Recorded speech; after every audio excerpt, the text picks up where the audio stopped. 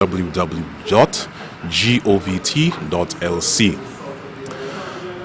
Now, for our in-depth stories on today's proceedings, as well as other business of the government, you can catch our nightly NTN News program, which is from Monday to Friday, every evening at 7 p.m.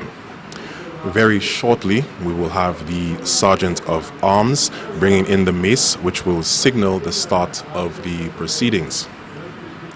The proceedings include announcements by Madam President, then statements by ministers, and papers to be laid by the Honorable Minister.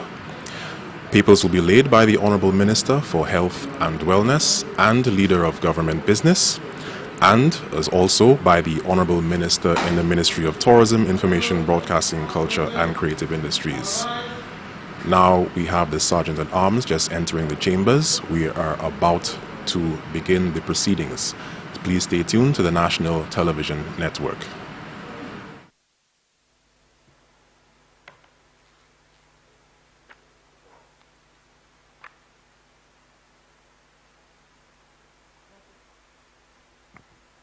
Let us pray. In the name of God, the Father, Son, and Holy Spirit. Amen. Father, we acknowledge you to be our God. We thank you, God, for today and life that you have spared. We thank you, God, for the leaders that you have appointed to lead your people in this great nation. We are so thankful to you, God. Today we commit this sitting into your hands. We pray especially, God, for Madam Speaker. Father, we ask Madam President, we pray for your peace, your guidance, your leading, even as, O God, she leads this house. We pray, O God, that all our deliberations, O God, will bring glory and honor to your holy name. We pray, O God, again that, Lord, you help your people to lay aside all private interests, prejudices, and partial affections. The result of our counsels may be to the glory and honor of your holy name, the maintenance of true religion and justice, the safety, honor, and happiness of the Queen, the public will, peace and tranquility of St. Lucia, and the uniting and knitting together of the heart of all persons and estates within the seal, in true Christian love and charity one towards another, through Jesus Christ, our Lord and Savior. Amen. The grace of our Lord and Savior Jesus Christ, the love of God, and the fellowship of the Holy Spirit be with you now and forevermore. Amen.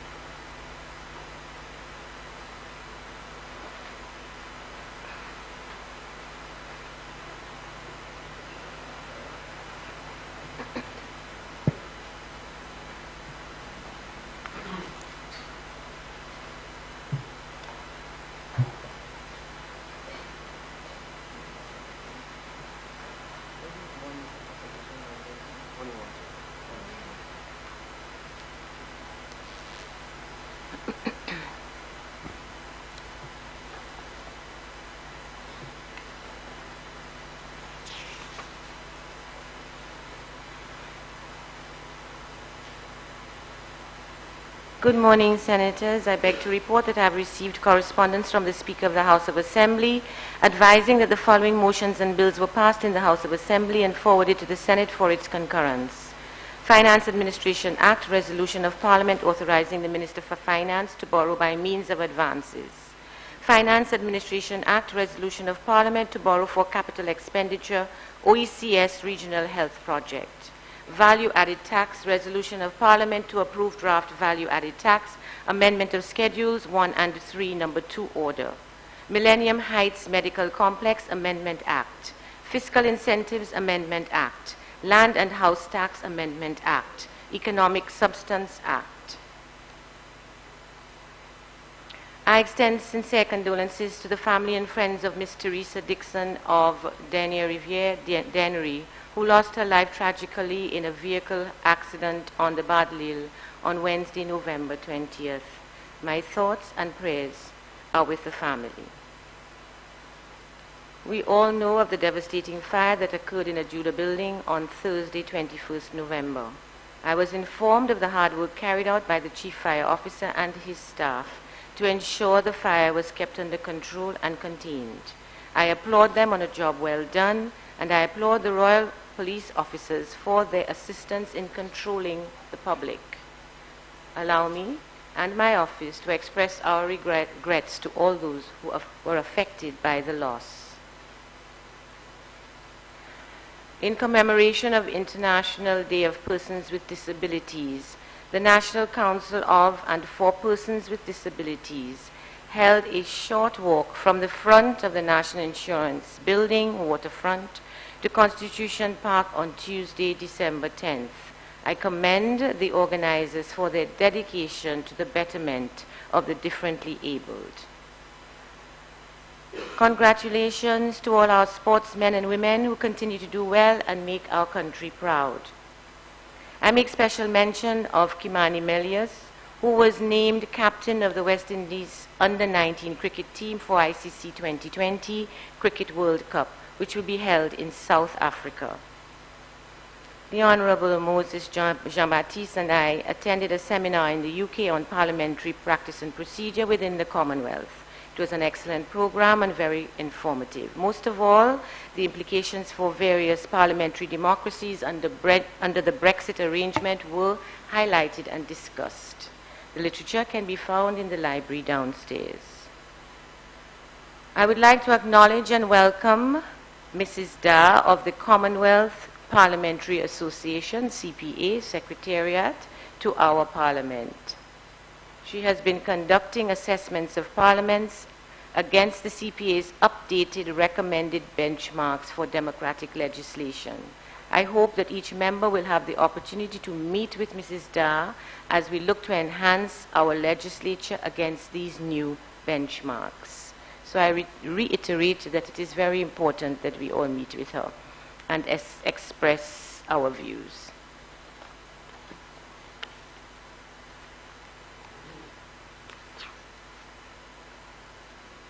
Statements from ministers.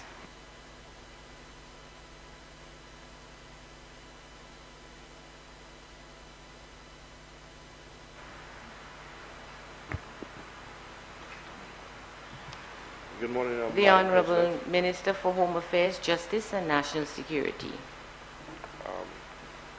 Good morning to Madam President and colleagues in the Senate. Madam President, I want to present the report from the Police Complaints Commission. The report. The 2018 report provides statistics for the year under review, an analysis of the numbers and types of complaints, and the ultimate resolution. The report is presented in 5 sections as follows. Before I go further, I sent a document so that copies can be made for the other members of Parliament. Section 1 introduces the report, provides a brief background to the PCC, and a brief discussion about its office facilities. Section 2 discusses the current functions and membership of the Commission. It also describes the staff, funds of the Commission, and the reporting requirements. Section 3 explains the scheduled meetings of the Commission. It differentiates the regular meetings with special or extraordinary meetings. Section 4 examines the various complaints lodged against the police in 2018. This analysis covers the nature of the complaints, the areas with the highest and lowest complaints, the rank of the offenders, and the status of the complainants. Section 5 lists the main conclusions reached on the complaints lodged against the police in 2018. It also includes specific recommendations to address concerns highlighted.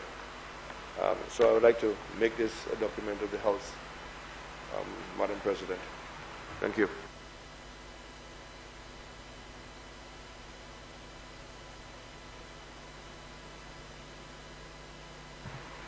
I believe the copies are on their way up.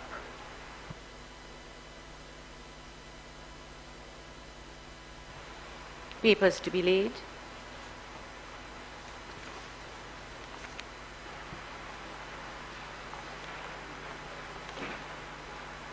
Madam President, I beg to lay the following papers standing in my name. Statutory Instrument Number 146 of 2019, Legal Profession Eligibility, Andrew Ramjohn Order. Statutory Instrument Number 149 of 2019, Value Added Tax, Resolution of Parliament to approve Draft Value Added Tax, Amendment of Schedules 1 and 3 Order. Statutory Instrument Number 150, Burial and Cremation, Designation of Public Burial Ground Notice. Statutory Instrument Number 151 of 2019, Standards, Appointment of Director of the St. Lucia Bureau of Standards, Validation Notice. Statutory Instrument Number 152 of 2019, Price Control Amendment Number 17 Order. Statutory Instrument Number 153 of 2019, Excise Tax Amendment of Schedule 1, Number 15 Order. Statutory Instrument Number 156 of 2019, Value Added Tax Amendment of Schedules 1 and 3 Order.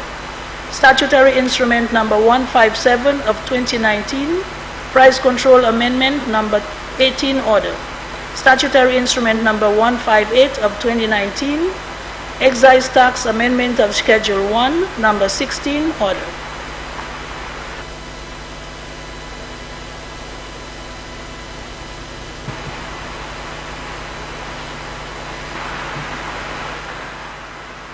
Honorable Minister in the Ministry of Tourism, Information, Broadcasting, Culture and Creative Industries, responsible for culture and creative industries. Thank you, Madam President. Madam President, I wish to lay the following papers standing in my name. Statutory Instrument Number 147 of 2019, Tourism Incentives, Fordu Estate Limited Order. Statutory Instrument Number 148 of 2019, Tourism Incentives, Carib Invest Capital Limited, Revocation Order. Statutory Instrument Number 154 of 2019, Tourism Stimulus and Investment, SL Acquisition Company Limited Order. Statutory Instrument Number 155 of 2019, Tourism Stimulus and Investment, Yellow Sands Luxury Villas Inc. Order.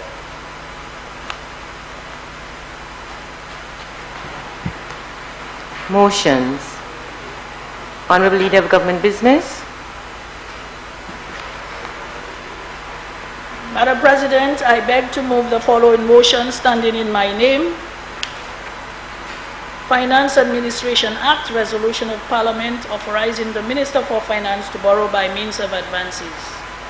Whereas it is provided by Section 38(1) of the Finance Administration Act, Cap 1501, that the Minister for Finance may, by resolution of Parliament, borrow money from a bank or other financial institution by means of advances to an amount not exceeding in the aggregate the sum specified in the resolution to meet current requirements, and such resolution shall not have effect for any period exceeding 6 months. And whereas it is further provided by Section 38(2) of the Finance Administration Act, Cap 1501, that the power conferred on the Minister for Finance to borrow money by means of advances from a bank may be exercised by means of a fluctuating overdraft. And whereas it is further provided by Section 42(1) of the Finance Administration Act, Cap 1501, that all debt charges for which the government is liable shall be charged on and paid out of the consolidated fund. And whereas the Minister for Finance considers it necessary to borrow by means of advances from commercial banks sums not exceeding $55 million as follows. A, Royal Bank of Trinidad and Tobago, 2.2 million EC dollars. B, Royal Bank of Canada, 2.8 million EC dollars. C, First Caribbean International Bank, 4 million EC dollars. D, Republic Bank, 6 million EC dollars. E, First National Bank St. Lucia Limited, 2.5 million EC dollars. Bank of St. Lucia, 37.5 million EC dollars.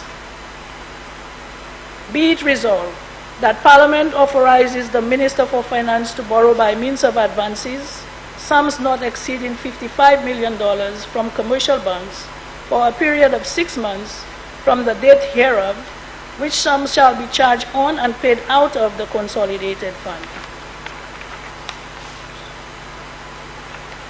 Madam President, the purpose of the resolution is to authorize the Minister of Finance to borrow EC $55 million for a period not exceeding 6 months to facilitate the timely settlement of government salaries and other operating expenses.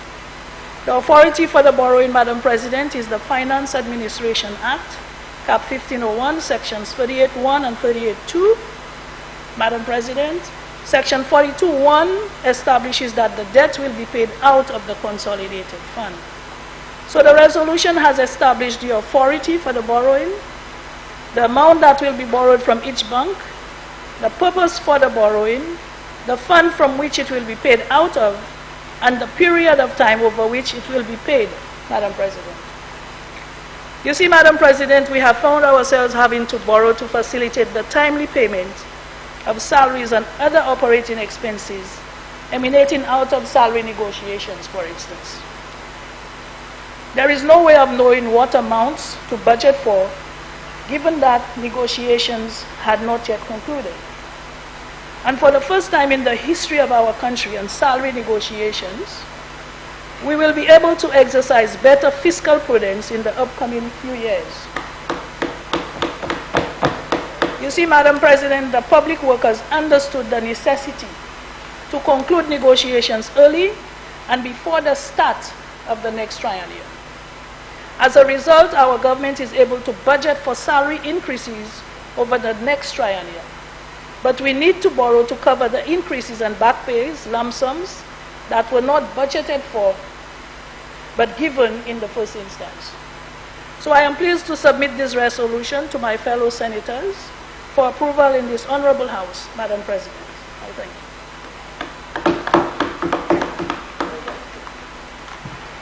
Senators, the question is that Parliament authorize the Minister for Finance to borrow by means of advances sums not exceeding $55 million from commercial banks for a period of 6 months from the date hereof, which sums shall be charged on and paid out of the consolidated fund.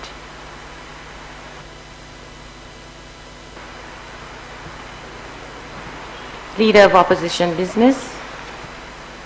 Thank you very much, Madam President. Good morning, Senators. I intend to be extremely brief on this resolution, Madam President, but permit me leave to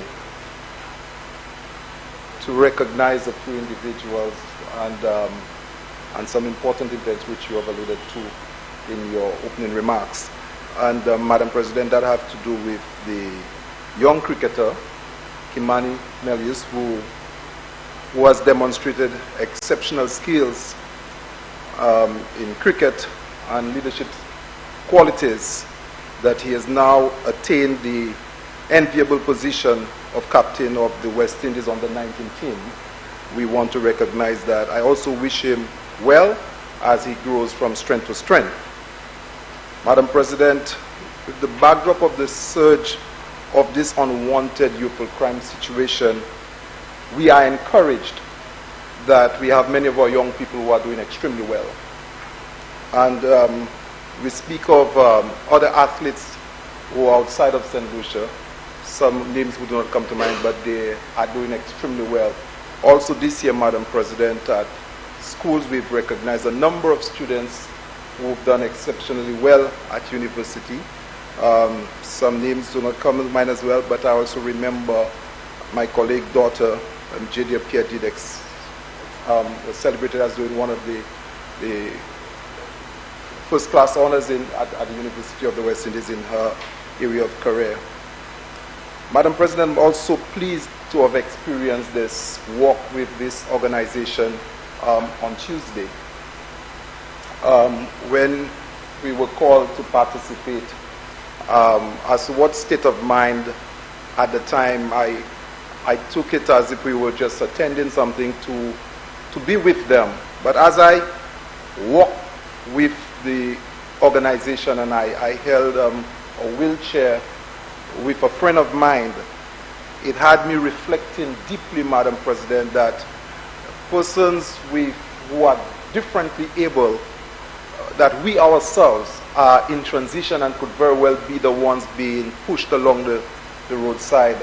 Because some of them that I saw there on wheelchairs, Madam President, I didn't know them to be amputees.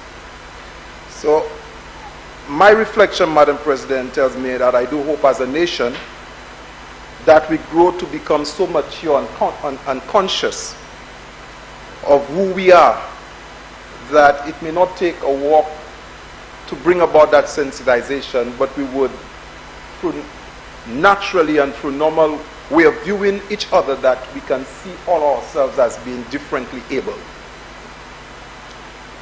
With this important, preamble, Madam President, I also want to wish every one of you here, every senator and their families, good tidings during this period of celebration. We're moving into the Christmas season, New Year season, and it's a time when we all wish each other as well. So I want to extend the best wishes to every fellow senator and their families, as well as my friends and families that are around St. Lucia. I also wish to take this opportunity to wish them well. The people in Castries office that I frequent, those who are going through difficult times, Madam President. Only a few weeks ago, I spent time with a mother who lost her son through gunshot violence, and I happened to be there with her the following day, and she cried so much that I myself felt weak, when persons are going through these difficult times. I do remember them as we celebrate that some of us have gone through difficult times during this year, and I do hope that God help them to recover as they move on with their lives. With the substantive motion before us, Madam President, it is really the normal, I understand it to be the normal and usual borrowing to facilitate the expenditures of government, as has been said, and therefore I move in concurrence with this motion. Thank you very much.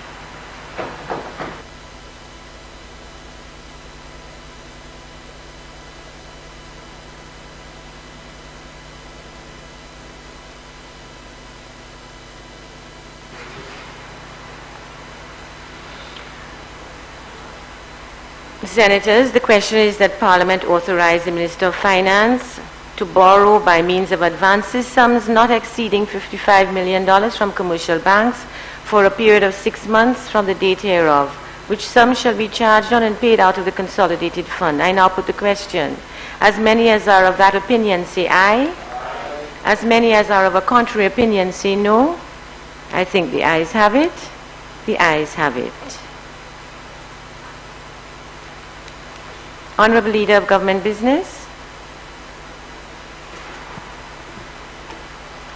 Madam President, I beg to move the following motion standing in my name. Finance Administration Act, Resolution of Parliament to borrow for capital expenditure, OECS Regional Health Project. Whereas it is provided by Section 39(1) of the Finance Administration Act, Cap 1501, that the Minister for Finance may, by resolution of Parliament, borrow money from a bank or other financial institution for the capital expenditure of government. And whereas it is further provided by Section 42(1) of the Finance Administration Act, Cap 1501, that there shall be charged upon and paid out of the consolidated fund debt charges for which the government is liable. And whereas the Minister for Finance considers it necessary to borrow $6 million by way of credit, in this resolution referred to as the credit, from the International Development Association for capital expenditure for the OECS Regional Health Project.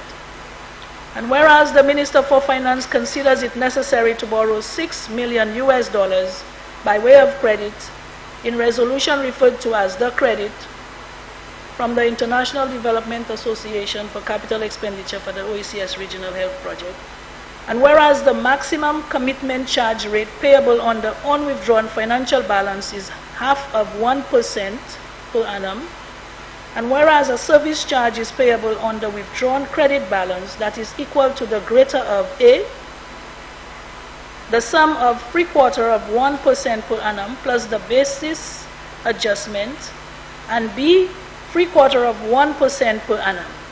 And whereas an interest charge is payable on the withdrawn credit balance that is equal to the greater of A, the sum of 1 1/4% per annum plus the basis adjustment, and B, 0% per annum.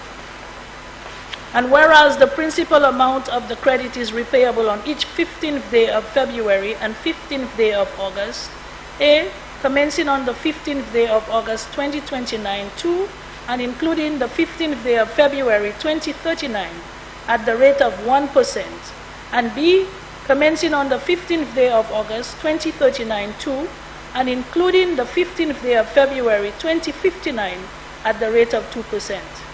Be it resolved that Parliament authorizes the Minister for Finance to borrow $6 million by way of credit in this resolution referred to as the credit from the International Development Association for capital expenditure for the OACS Regional Health Project.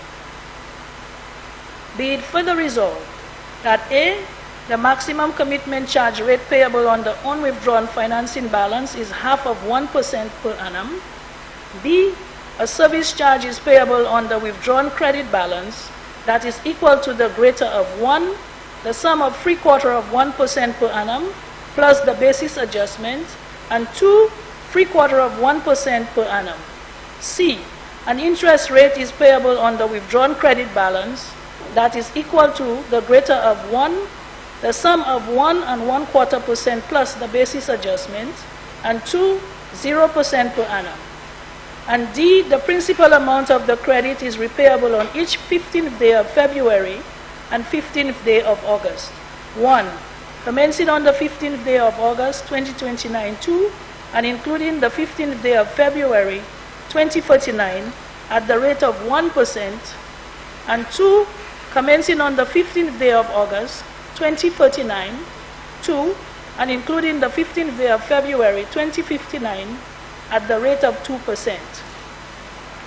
Madam President, the purpose of the resolution is to authorize the Minister for Finance to borrow $6 million referred to as the credit from the International Development Association for capital expenditure to finance the OACS Regional Health Project. This project entails the improvement of preparedness capacities of health systems for public health emergencies in the OACS region on the national and regional levels. The project will be facilitated in 4 parts, namely, improved health facilities and lab capacity, strengthening public health surveillance and emergency management, institutional capacity building, project management and coordination, and contingent emergency response component, known as CERC, SUC.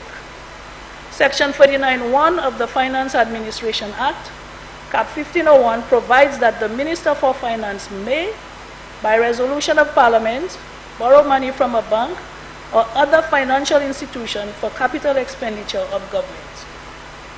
Further, Section 42(1) of the Finance Administration Act, Cap 1501, provides that debt charges for which the government is liable are charged on and paid out of the consolidated fund. The resolution establishes the terms and conditions of the credit, including the interest charges and the principal repayments. There is a grant component of $9.6 that will go to the OACS upon issuance of these credit amounts to the countries in the region. So that component depended on the other countries acquiescing to the request that was made of them to borrow those funds. The breakdown for these funds are as follows. The Commonwealth of Dominica will be receiving $3 million. Grenada will be receiving $6 million. St. Lucia, we will be receiving $6 million. And St. Vincent and the Grenadines will be receiving $6 million. Therefore, Madam President, this resolution is submitted to this Honorable House for its kind approval to give effect to the credit facility to finance this project. Thank you.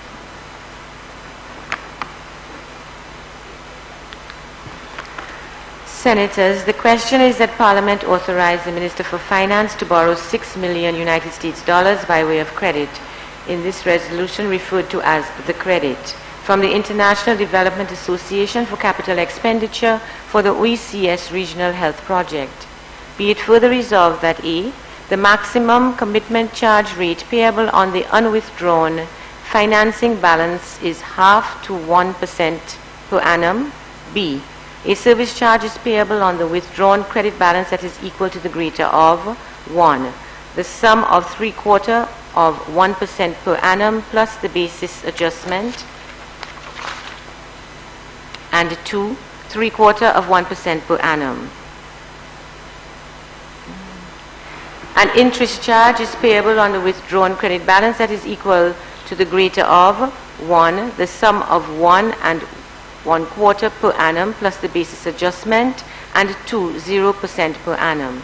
And D, the principal amount of the credit is repayable on each 15th day of February and 15th day of August. 1, commencing on the 15th day of August 2029, 2, and including the 15th day of February 2039 at the rate of 1%, and 2, commencing on the 15th day of August 2039, 2, and including the 15th day of February 2059 at the rate of 2%.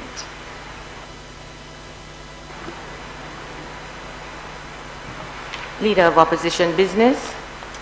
Thank you again, Madam President. And again, briefly, I listened to the presentation and followed through looking at this resolution. Madam President, I understand that the World Bank through the IDA has, the lending terms are highly concessional, and that this special arrangement with the Windward Islands has made the terms more attractive.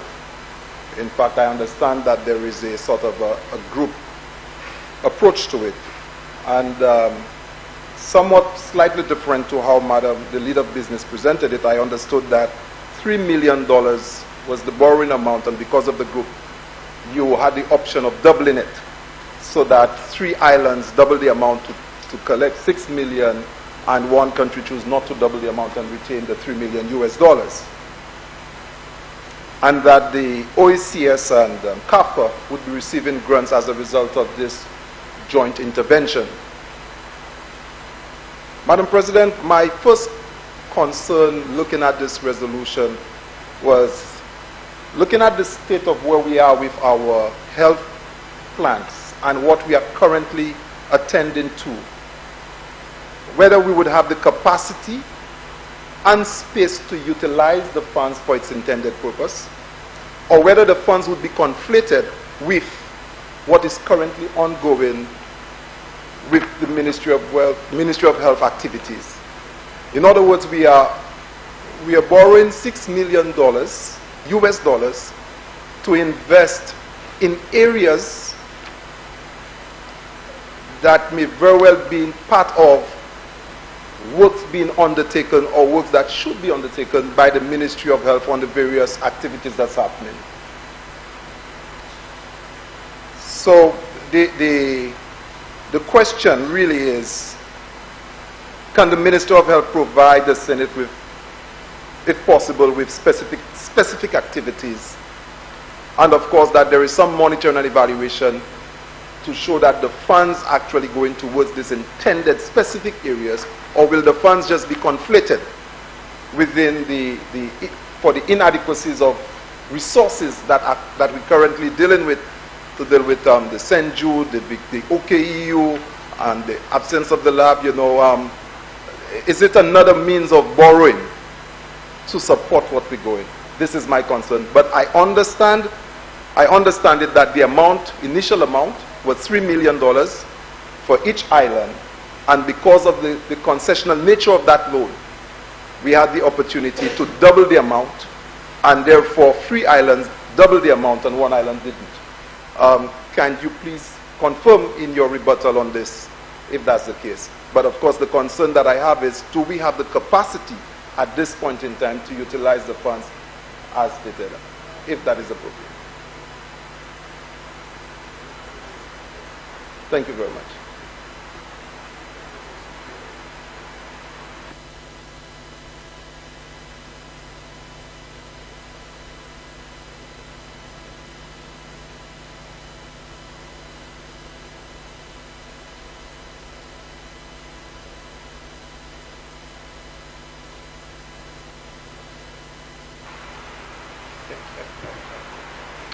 Honorable Leader of Government Business. Madam President, if you will indulge me and allow me to answer the fellow senator, please. Thank you, Madam President.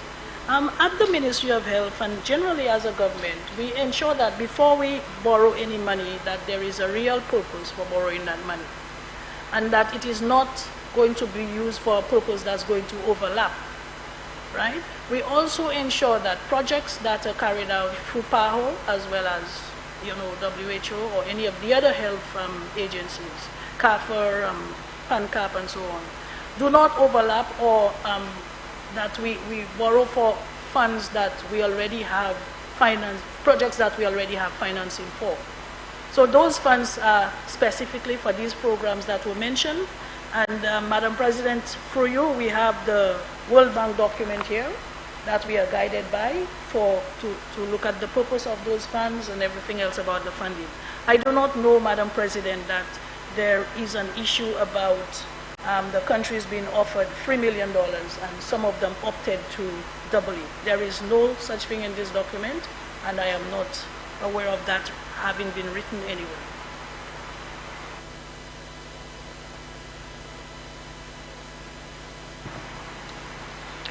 Senators, the question is that Parliament authorize the Minister for Finance to borrow $6 million United States dollars by way of credit. In this resolution, referred to as the credit from the International Development Association for capital expenditure for the OECS Regional Health Project.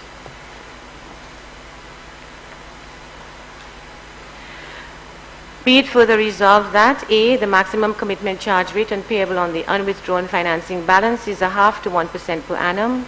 B, a service charge is payable on the withdrawn credit balance that is equal to the greater of 1, the sum of 3/4 of 1% per annum plus the basis adjustment, and 2, 3/4 of 1% per annum.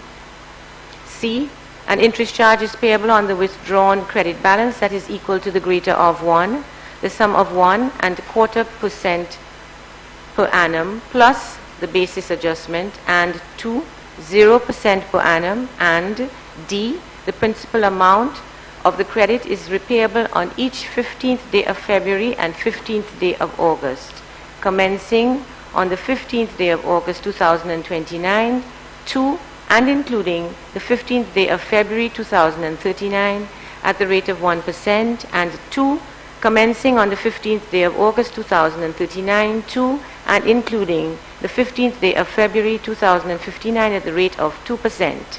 I now put the question. As many as are of that opinion, say aye. As many as are of a contrary opinion, say no. I think the ayes have it. The ayes have it. Honorable Leader of Government Business. Madam President, I beg to move the following motion standing in my name.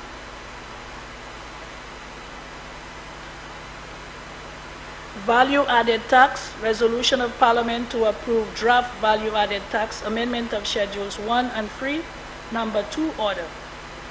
Whereas under Section 1091A of the Value-Added Tax Act, Cap 1542, the Act, it is provided that the Minister responsible for Finance may, by order published in the Gazette, amend the schedules to the Act.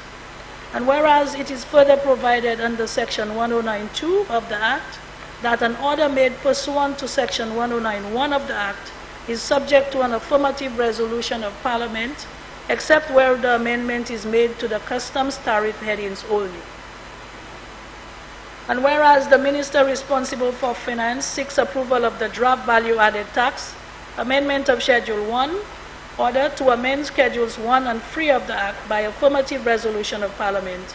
A, in the case of Schedule 1, under Item 1, to include a definition for the words funeral package and funeral home.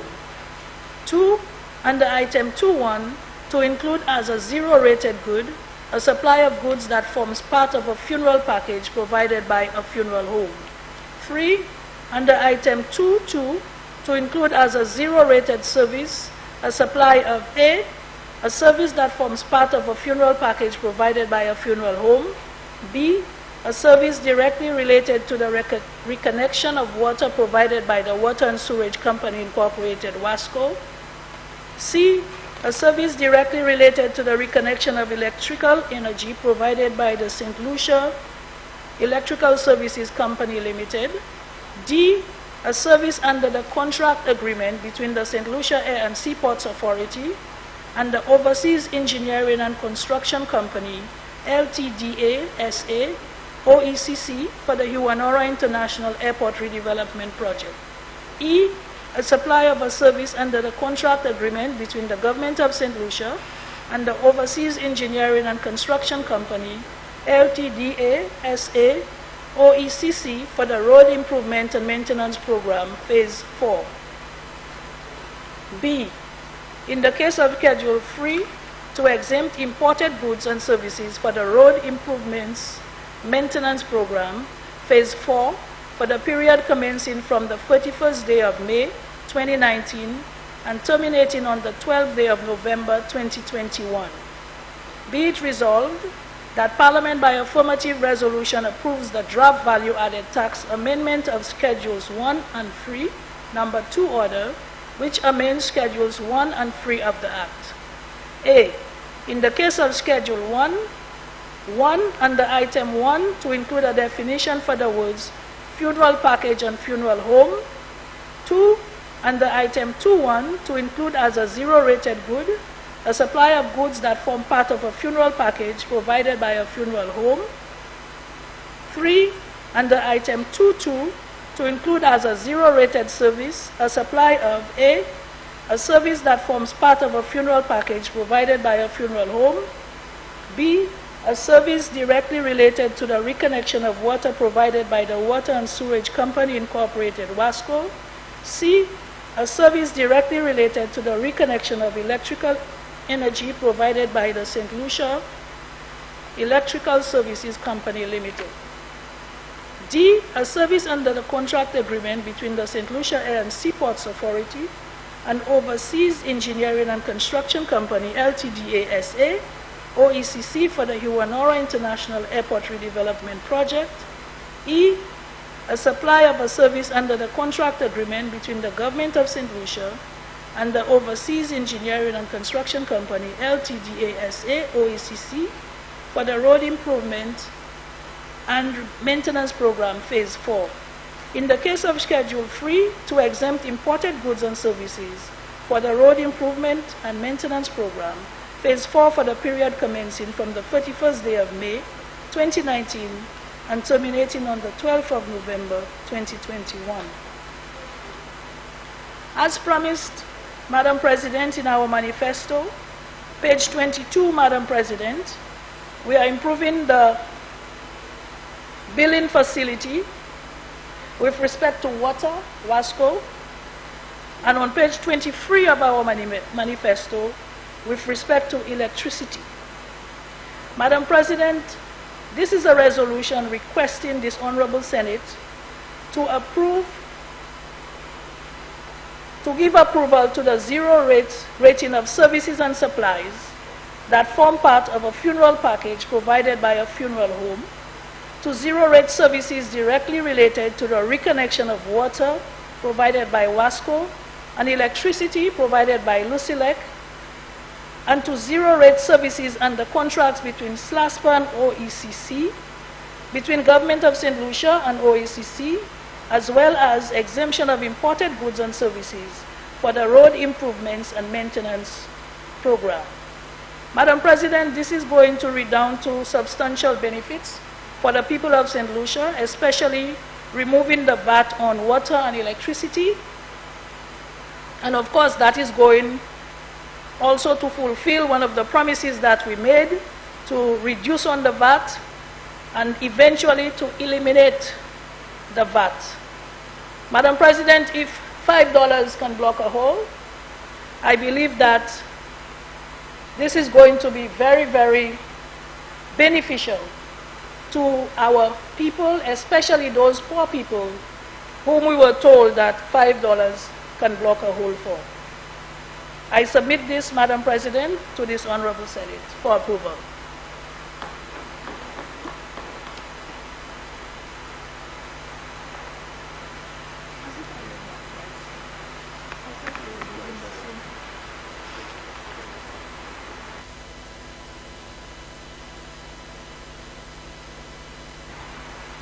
For recording purposes, I want to draw to your attention, Leader of Government Business. In your statement, you said for reconnection of water, so that being taken off of water services, it should, and in the bill it says, the motion says reconnection of water, and I would Thank like you, that. Madam President.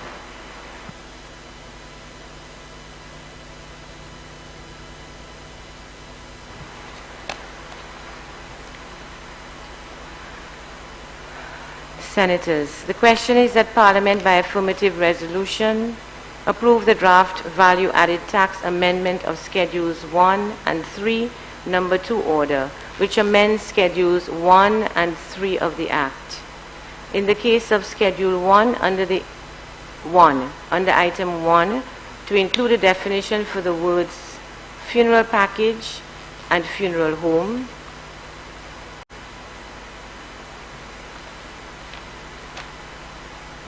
Two, under Item 2.1, to include a zero-rated good, a supply of goods that form part of a funeral package provided by a funeral home. 3, under Item 2.2, to include as a zero-rated service a supply of A, a service that forms part of a funeral package provided by a funeral home. B, a service directly related to the reconnection of water provided by the Water and Sewage Company Incorporated, WASCO. C, a service directly related to the reconnection of electrical energy provided by the St. Lucia Electricity Services Company Limited. D, a service under the contract agreement between the St. Lucia Air and Seaports Authority and the Overseas Engineering and Construction Company Ltda SA OECC for the Hiwanora International Airport Redevelopment Project. E, a supply of a service under the contract agreement between the Government of St. Lucia and the Overseas Engineering and Construction Company Ltda SA OECC for the Road Improvement and Maintenance Program Phase 4. B, in the case of Schedule 3, to exempt imported goods and services for the Road Improvement and Maintenance Program, Phase 4, for the period commencing from the 31st day of May 2019 and terminating on the 12th day of November 2021. I now put the question, as many as are of that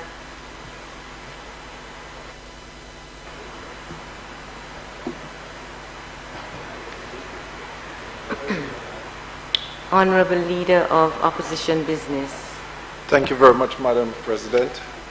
Madam President, I do support relief of any kind to St. Lucians, especially persons who are in the lower quintile of our population, or the 2 lowest quintile of our population.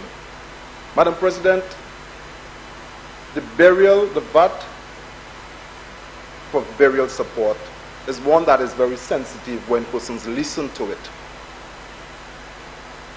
And of course, one would ask, why would the government consider VAT? Is it because they're concerned about persons not being able to bury their loved one? I did ask a funeral parlor in terms of the range, the cost associated with burial. And Madam President, I was told that it ranged from $2,000 all the way to $50,000. I was surprised that some people spend large amount on burials. And I asked, and there may be a few persons who would do these things. Madam President, we have VAT as a means of collecting revenue, as it were, at this point in time. And whereas the government intends to remove VAT, I would imagine that the government would be very judicious in terms of not having this whole fiscal position of the government to collapse, because the government is trying to satisfy what was in a Fight to Stay Alive manifesto. Madam President, I'm also aware that the government, through social services, are also contributing towards burying persons who are unable to bury their loved ones, their family. So there is support at the Ministry of Social Transformation, and that budget used to be significant back in my time. The St. Lucia Social Development Fund also was assisted families. I know that our support in social programs have been, diminished significantly. So there are some persons under this arrangement who would be receiving support, and I dare say they may and therefore they might be able, but there are some people who are doing it who would welcome the support. So I have no problem with this, but again, motive must be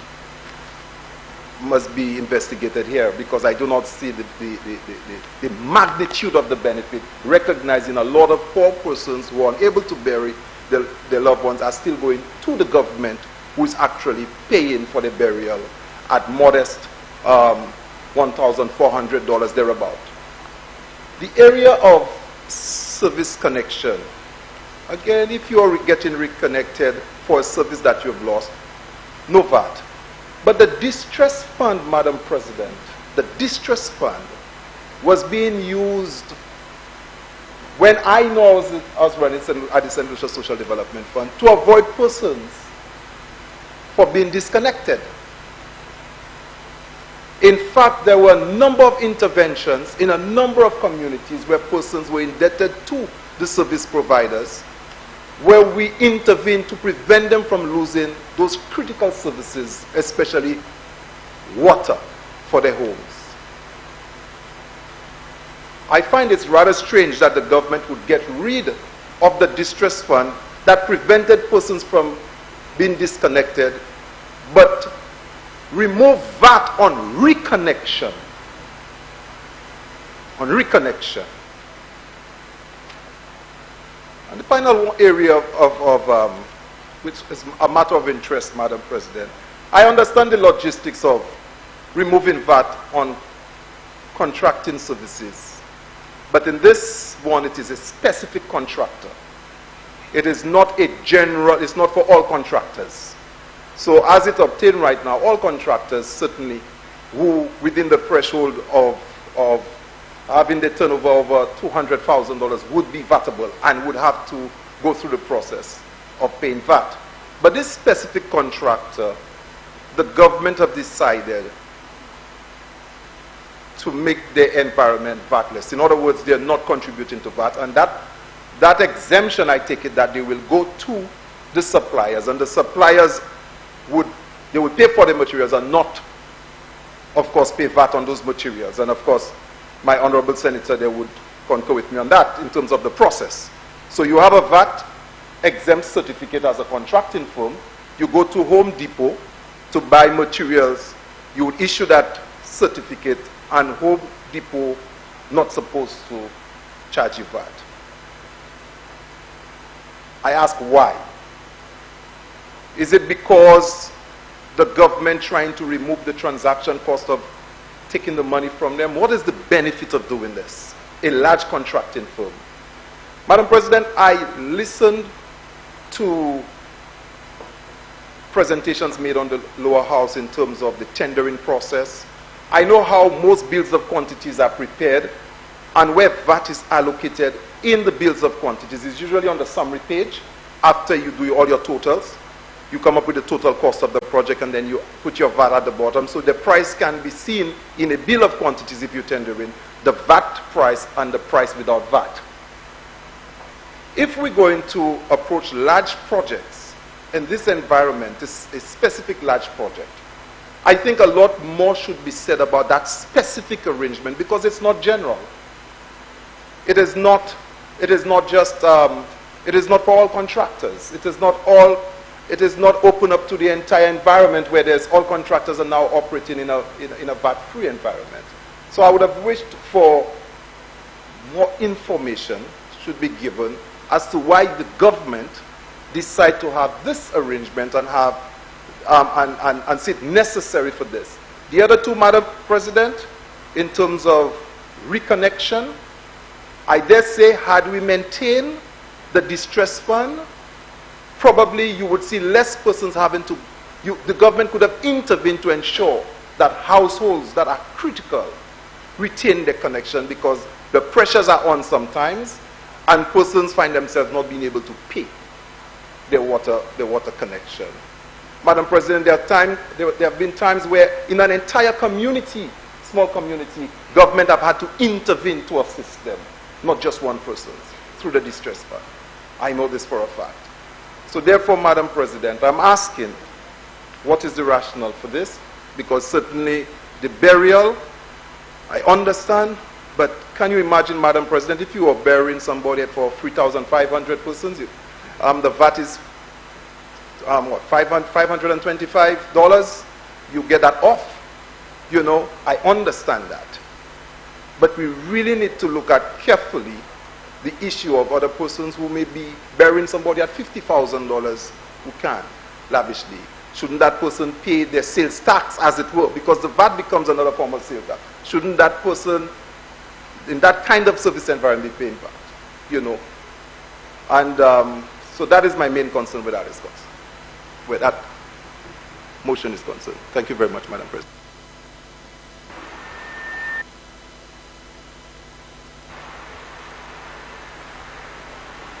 Senator Ogier. Thank you, Madam President. Very quick question through you, Madam President, as to the logic of the retroactive effectiveness of the exemption in the last section cited as B, retroactive to the 31st day of May 2019.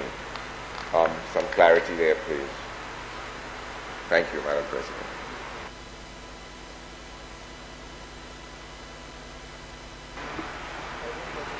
Senator Mangal. Thank you very much, Madam President. Madam President, before I make my contribution to this debate on this matter, I would like to take this opportunity to wish you and the entire Parliament, being this is our last session for the year, a Merry Christmas and a productive 2020. Of course, that we may see all our dreams and aspirations come to fulfillment. Let me also take this opportunity to wish all St. Lucians, whether it be in St. Lucia or overseas, a productive 2020 and a Merry Christmas as well.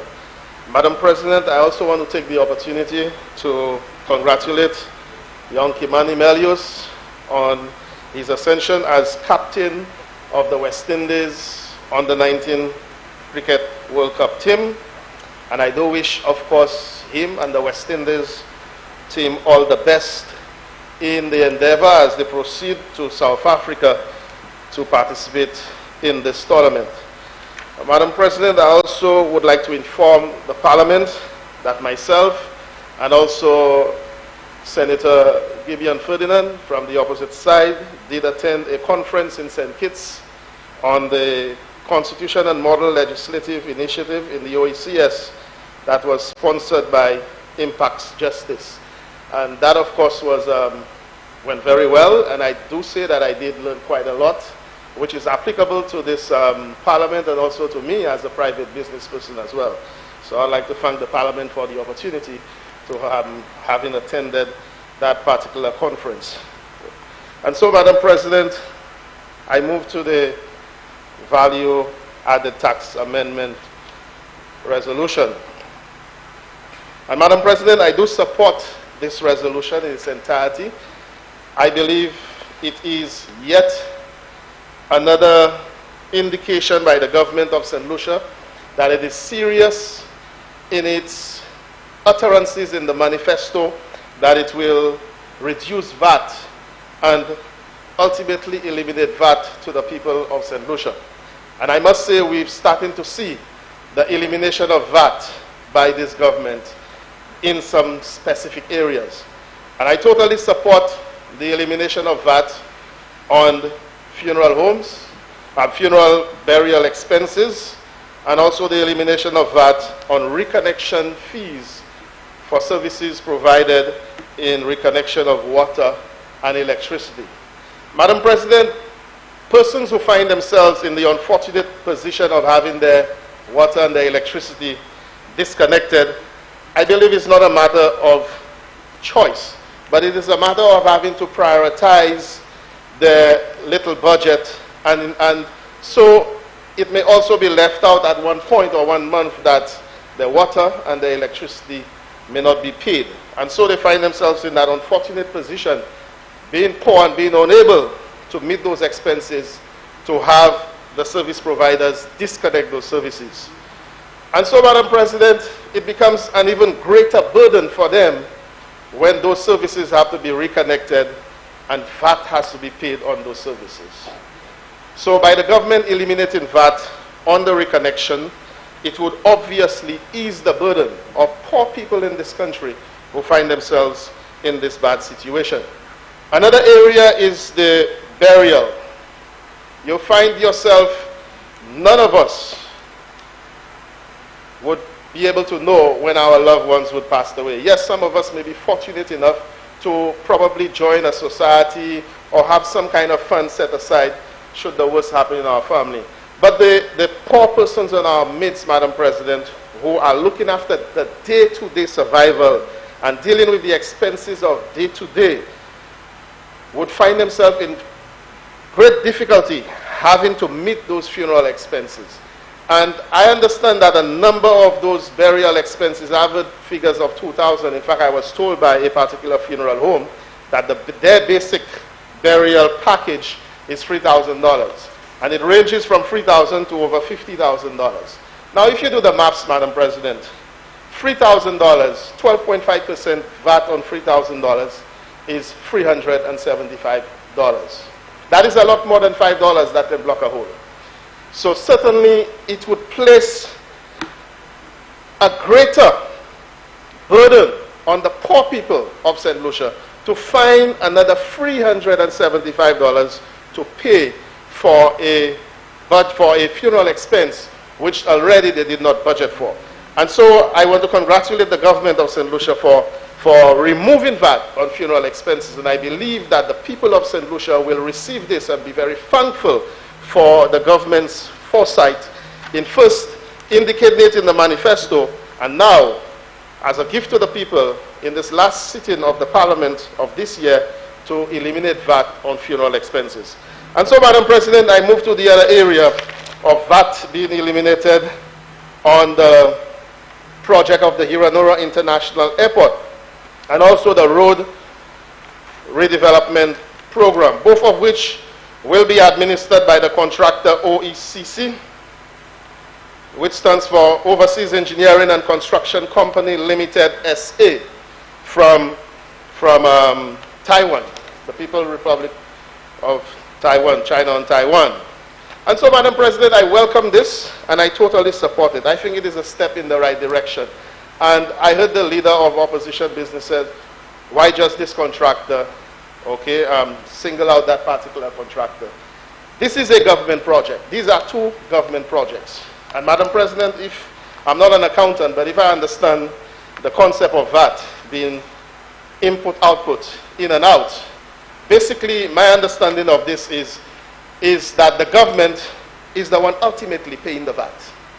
Because the government, of course, is the one undertaking the project. It's a project, the client being the government of St. Lucia. So why would you take a loan, Madam President, okay, and take additional monies on that loan? For example, if you're going to take a loan of $60 million, okay, VAT-free $60 million, if you're going to take it and then you have VAT on that contract, that loan would be $60 million plus 12.5%. So already you're charging yourself, you're actually taking a greater loan where you're going to be paying additional interest for the VAT component of that loan. Thereafter, you issue a contract to a company which is inclusive of VAT. So you're going to be paying that contractor VAT, expecting that VAT you pay in that contractor to come back to you, when the money would have already been in your possession, or at the first instance you may not necessarily have needed it. So basically, Madam President, so like he said, the contractor would have been issued a contract without VAT. Therefore, that contractor, when he goes to purchase his materials, whether it be that he's importing his materials from overseas, those materials would come in VAT-free.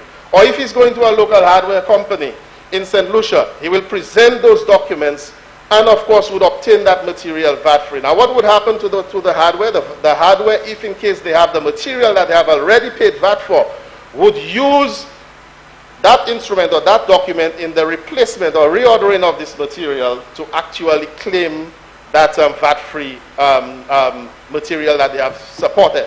Or what that contractor may very well do, may have a business arrangement with a particular supplier and to say that I have this project, it is VAT-free, I would like you to do the procurement on my behalf and to bring in those materials. So it simplifies the process. It eliminates all of the paperwork, and of course it prevents someone who already has the money. So it prevents government from paying VAT and expecting someone to go back, charge VAT, and to return that VAT back to its corpus. So there's an element of risk as well, which the government of St. Lucia would be avoided. And so, Madam President, I dare say that I support this wholeheartedly, and I also recommend that in the future, maybe we should look at the possibility of making all government contracts VAT-free projects, so we don't have to go back and pay to a contractor VAT and expecting that the VAT be returned to the accounts or to the Treasury of St. Lucia. I thank you.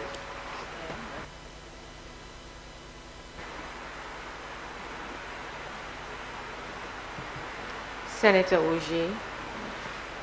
Thank you, Madam President. Madam President, I must confess a little concern that we seem to be describing a major shift in government's fiscal policy, that if the government is the client, the contractor should logically be exempted from VAT on a government project. As far as I can tell, that would be a major departure from existing policy. I think we need to speak about that a little bit more. And Senator Ogier. Yes, ma'am. Yes, Madam President. I believe you made a submission on this motion already. Yes, Madam President. So are you standing on a point of order?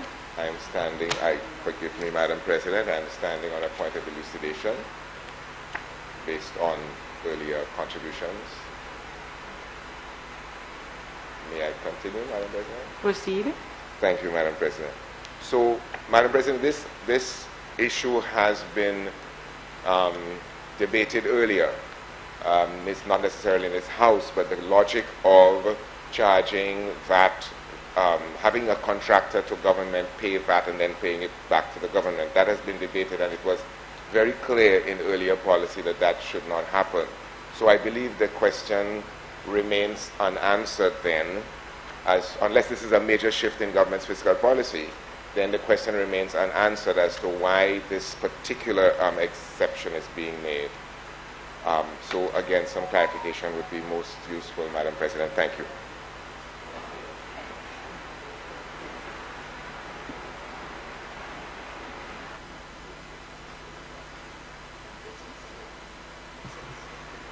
Senator Ferdinand. Thank you, Madam President. I beg leave before I make my contribution to, like my colleague Senator did, to thank the Parliament for the opportunity of attending the Impact Justice Conference, which I thought was very insightful and useful. I also want to extend sincere condolences to a couple of families from my community who suffered the loss of a loved one in very tragic circumstances overnight. Madam President, I am always early for sitting, and this morning you may have noticed that I was late. I hope that they'll be able to get through this, and offer them my prayers and support. The Thomas and Polius families of the Blanchard community, Chic Blanchard community in my area. Madam President, I don't think that we will ever give the impression that this opposition or any one of us on this side will be opposed to a motion, a bill, or any resolution that seeks to address the plight or the situation that our St. Lucian folk face. So, with reference to this this motion, affirmative resolution tabled here to include or make amendments to include funeral package, funeral home, and so on. I think that we should all be able to see that we welcome this move. However, Madam President, when you support a bill or motion, it doesn't necessarily mean that everything about it is perfect or everything about it is good. Likewise, when you do not support a motion or a bill, it does not suggest that everything about it is bad. A bill or a motion can come to this House and gain the support of all of us, but it doesn't suggest that it's because there's no problem with it. Perhaps we support the principle behind it. And so, Madam President, I'm saying this to suggest that while the opposition and myself will give our support to any bill that seeks to provide relief for St. Lucians, we must not forget to pay attention to specific areas or specific things that can be done to improve it, because that's why sometimes we return to the House to make amendments, because we recognize that some things about bills and motions can be improved, or that we fail to recognize the implications of these bills and how it can affect persons even when the intention is good. And so, Madam President, I make reference specifically to the reduction that is proposed here and how it's going to relieve persons who have lost loved ones. I reflect again on the family I mentioned, or the families I mentioned. And this is a real situation. I believe that they would welcome a relief. But we also have to think of families who have death or deaths on their hands and may not even begin to think about how they're going to raise the money to bury a loved one. We have to be very realistic, Madam President, and be considerate, and do not assume that everyone will be able to meet the cost, and therefore when they get a reduction it will be good. We must not forget families that in this, as we speak, Madam President, where I'm from, there are families who have deaths on their hands and they seek assistance all over the place to even meet the cost of the burial. And are we paying attention to their plight? Or are we assuming that they can come up with $3, $10, $15, $50,000 to bury their loved ones, and then we'll give them a break by, removing VAT? I am not against the break. But what about those who can't even begin to figure out how they are going to raise that money? And depending on the circumstances, some of them may have to even try to get the state to help to do the burial. So are we looking at a policy shift perhaps, where we can include other avenues that can take care of families that may not even be able to benefit from what we're offering in this resolution? This is where I really am going, Madam President. And while the exemption may sound good, I think that some families, because of misplaced policies by this government, that have landed them jobless. They are young persons who had a job prior to 2016, and they are now unemployed. And when they have a loved one, the young man I'm referring to this morning has children. And when they have a loved one, or they have suffered a loss, because they are now jobless, because they are no longer working, they probably were assistants to principals under the NICE program, and they have no more work. Now they can't even think of how they're going to find the money to bury a loved one. Far less get that. They cannot even enjoy the exemption that we're talking about this morning. So, Madam President, it is good to assume that when we come to the House and we talk nice and fancy about VAT exemptions, reducing VAT, that we think that everybody's benefiting. But that's not the case. The reality is that's not the case, Madam President. And we must spare thought for those who are not in a position to benefit from these reductions. And in our social transformation policies, we have a Minister for Health here. We have a Minister for Equity in this government. We need to begin to think of policies and strategies that can help us meet the needs of these people, because they are people too. They also matter. And we don't want to miss anybody. We don't want to leave anyone behind. And so, Madam President, my submission this morning is simply based on this point. That I think about families like the one who suffered the death overnight, whether they can even begin to think of how they're going to meet the cost. And unfortunately, may not be able to benefit from that move. Before I end, Madam President, I want to join my colleagues in wishing everyone a Merry Christmas, including yourself, a productive and prosperous 2020, and hope that with whatever little that we have for the season, we make the best of it and return here next year in good health to continue the business of this House. I thank you, Madam President.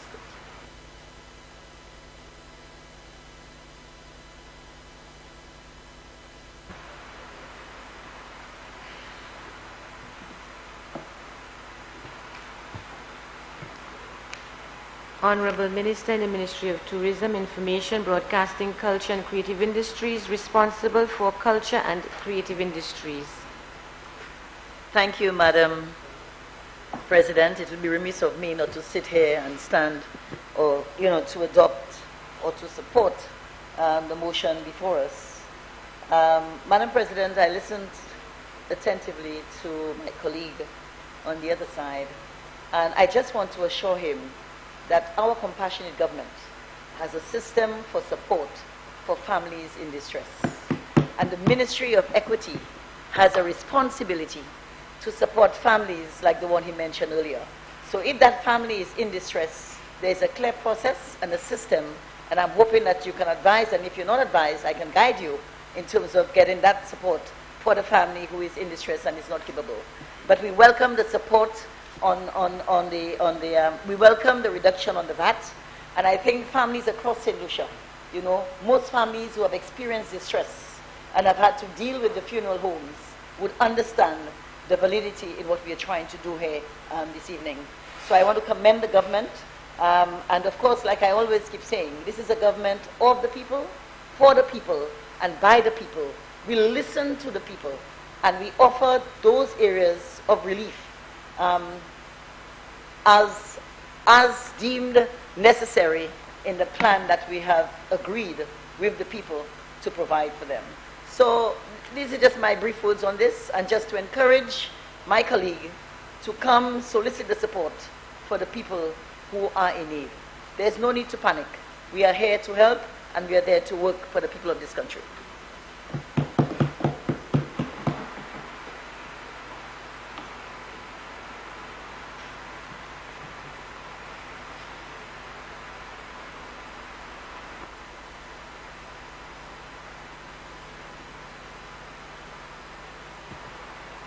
Senator Thomas Francis.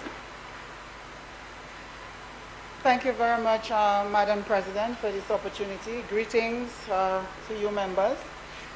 Madam President, I rise to support the motion before us for debate. Madam President, any initiative that will ease the financial burden on the citizens of St. Lucia, I support. Madam, I'm old enough to remember the days when burials happened the following day after one's passing. And the whole community was involved in the process. The carpenters built the coffin, the neighborhood came and gave whatever support, monetary and otherwise, that they had, although at the time people were struggling. But the community spirit was such that the community owned the dead and did everything that was possible to support the families that were grieving. I recall losing a sister, my little sister, who was a year old, and I recall the whole community was at my house, and all my mom had to do was to sit down and grieve, sit down and cry, and everybody just took charge and did everything and buried my sister. So that was what obtained back then, Madam President. So people did not need a whole set of money. They did not need significant sums to pursue burials. Now the situation is very different, very, very different. I have been involved in the process due to the passing of loved ones in recent years, and I can tell you it is expensive. It is expensive, and I think someone mentioned the range. I believe the range is between 2,000 and goes as high as 20,000, depending on what one chooses to do. So any sort of relief that is given to persons in that regard, I believe, is plausible, and I support. Madam President, in looking at this particular aspect, I'm particularly mindful of persons who lose loved ones suddenly, accidents, crime, people who get murdered, and all of a sudden families find themselves thrown in a situation where they must find money to bury their dead. So while the quantum may seem small in the process for some, but for some it is significant, and the relief is actually one that is very needed, and I support it profoundly. The other element, Madam President, is the tax relief on reconnections. This, of course, is welcomed as well. I just want to propose that perhaps insofar as WASCO is a quasi-government entity, we can take the relief one step further and maybe harmonize the reconnection fees, because I believe Lucilec charges $22 for reconnection, while WASCO charges either $100 or $122, if I remember correctly. So maybe there is a need to harmonize the two such that we can give greater relief to the marginalized, especially in our community. So, Madam President, just these few words, and I do hope that at the end of when we've exhausted all the agenda items, we'll get an opportunity to come back and do our greetings in the usual manner. Thank you, Madam President.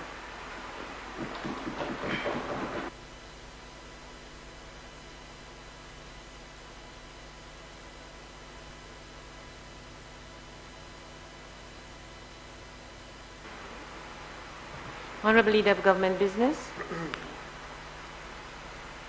Madam President, I'll just take in as many questions as I can.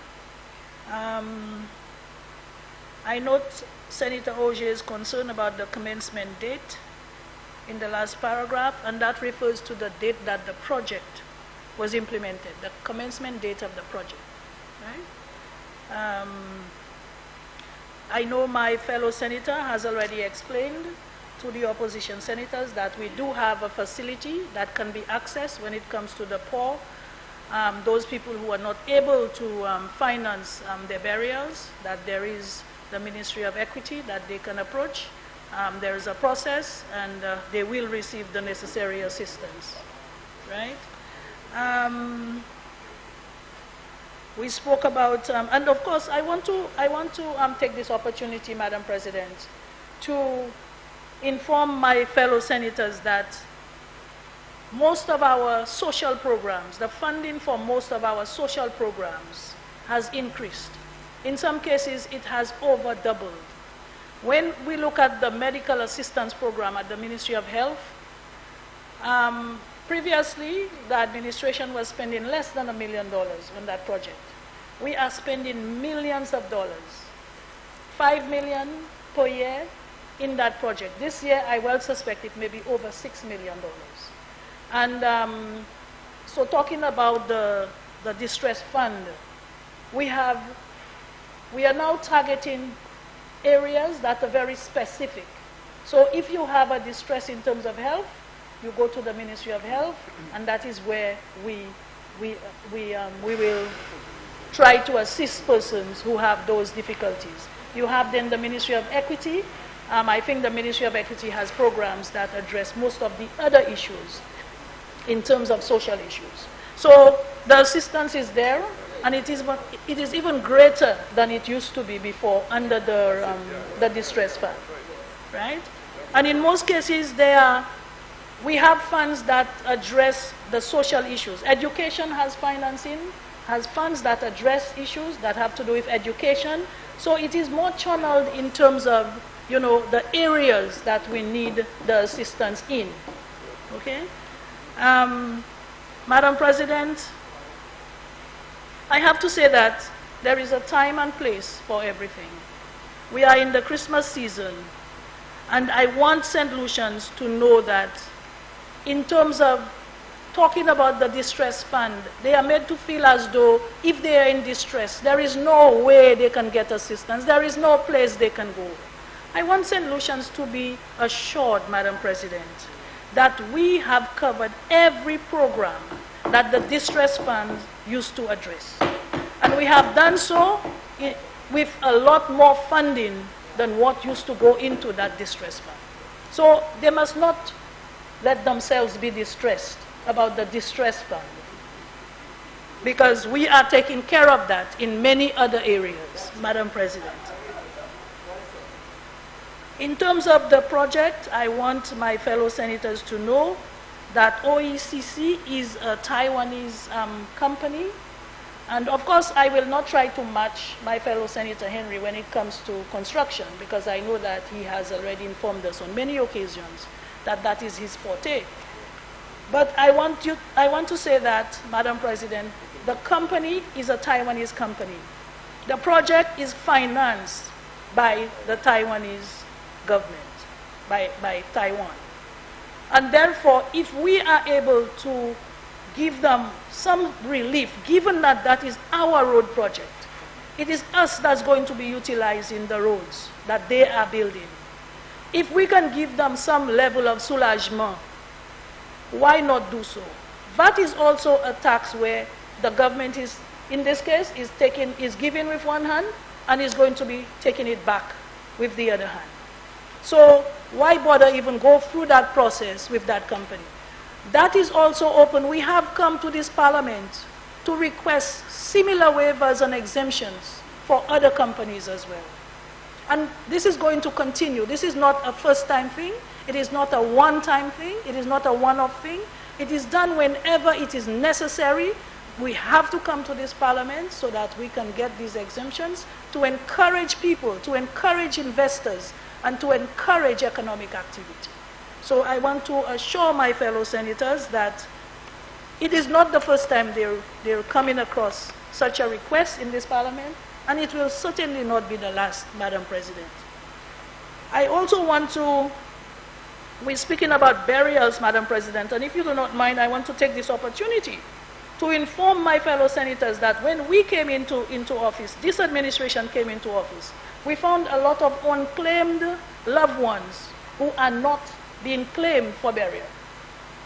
And I need to make this clear, that has continued, but I'm saying that when we're talking about burial and soulagement for burials, burial packages and so on and so forth, it has to be appreciated across the board, because it is something that is bringing comfort to our people, to all our people. And we are aware that there are people who cannot even bury their loved ones, and maybe that is why they stay in the morgue.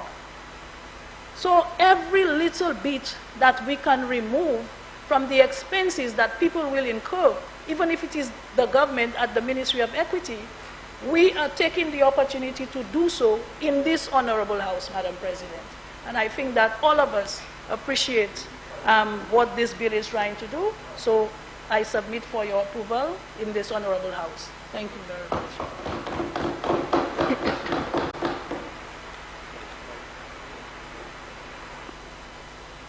Senators, the question is that Parliament by affirmative resolution approve the draft value-added tax amendment of Schedules 1 and 3, number 2, order, which amends Schedules 1 and 3 of the Act.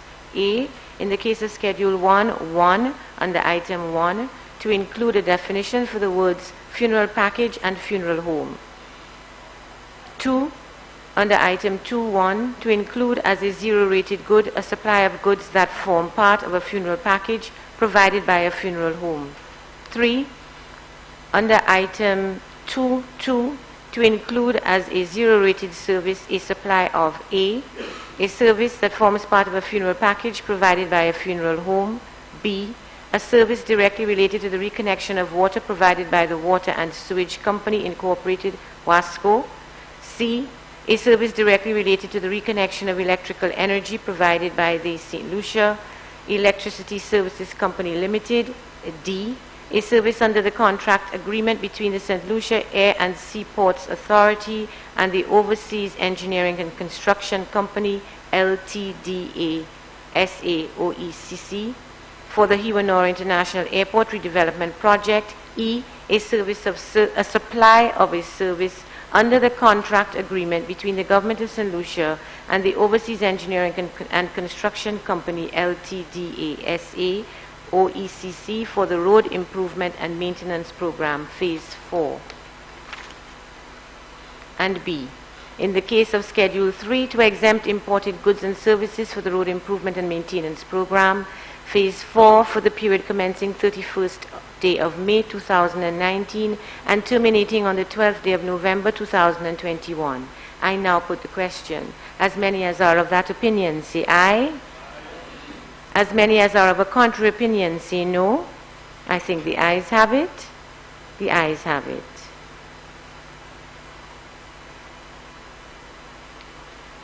Bills. Honorable Leader of Government Business. Madam President, I beg to move the first reading of a bill shortly entitled Millennium Heights Medical Complex Amendment. Millennium Heights Medical Complex Amendment. Honorable Leader of Government Business. Madam President, I beg to move for the suspension of Standing Order number 49-2 to allow the bill to go through its remaining stages at this sitting. Senators, the question is that Standing Order number 49-2 be suspended in order to allow the Honorable Minister to proceed with the remaining stages of the bill at this sitting. I now put the question. As many as are of that opinion, say aye. As many as are of a contrary opinion, say no. I think the ayes have it. The ayes have it. Leave is granted. Proceed, Honorable Leader of Government Business. Madam President, I beg to move the second reading of a bill shortly entitled Millennium Heights Medical Complex Amendment. The bill, Madam President, for consideration is the Millennium Heights Medical Complex Amendment Bill. The purpose of the bill is to amend the Millennium Heights Medical Complex Act number 1 of 2015. Clauses 1 and 2 of the bill provide for the short title and interpretation of the bill. Clause 3 of the bill amends Section 2 of the Act to provide a definition for appropriate service commission. Clause 4 of the bill amends Section 34 of the Act, transfer of service and preservation of pension rights, to delete references to the transfer of a public officer and to only make reference to the secondment of a public officer. Clause 4 of the bill also provides for a public officer to agree in writing to a secondment. Madam President, in January of 2018, the Millennium Heights Medical Complex Act number 1 of 2015 came into force and established the Millennium Heights Medical Complex Board. The medical complex, sorry. This complex consists collectively of the OKEU, Owen King, European Union Hospital, the National Mental Wellness Center, and the Turning Point Rehabilitation Center, Madam President. So it's 3 institutions under that one Millennium Heights Medical Complex Act. The Act provides for the establishment of a board which is responsible for the overall management and administration of the medical complex, including employment of staff. So a person seeking employment at the medical complex would no longer make that application through the public service of St. Lucia, but through the administrative apparatus of the medical complex and be subject to the conditions of employment therein. Therefore, the issue of transfer no longer applies upon appointment of the board, since the Public Service Commission cannot transfer a public officer from the public service to a statutory agency or a private organization. Madam President, there has been much talk and debate on this issue. Most of it is to scare public officers and create mischief. Because seconding public workers from the public service to a statutory board is not a new phenomenon. It was done in the case of SLASPA, the St. Lucia Marketing Board, and there may have been others. One can only transfer an officer from one department to another or unit to another, but within the public service. To keep the word transfer in the Millennium Heights Medical Complex Act is to create an oxymoron because there is no established agency to do so. So why keep it in the legislation? You will be dangling something in front of the public workers, knowing full well that they cannot have it. At best, Madam President, and the late George Odlum would say, that is just a belly-lash thing you are doing. In terms of preserving pension rights, Madam President, that went out the window a long time ago when the former regime cut out the government pension and created an anomaly in the public service where workers are required to retire at age 55 while their pension with NIC does not kick in until they are 65. There is a 10-year gap, Madam President, when the person has no income and no pension. That is what that created. And to this day, that has not been addressed. We still have some workers experience that as we speak, Madam President. Although my government has made an arrangement where we look at each person on a case-by-case basis and try to find some soulagement. Usually, we allow them to stay in the public service on a month-to-month basis. It is a very sad situation, Madam President, indeed. Some people have lost their homes. Some people have actually become paupers as a result of that decision that was taken, that policy directive that was taken. Madam President, but today, the very same legal gurus under whose watch that atrocity took place in the public service come to this parliament, Madam President, and shout out how much they know about the public service and care about public workers. The very same people. Constitutional lawyers, they know the rights, everybody's rights.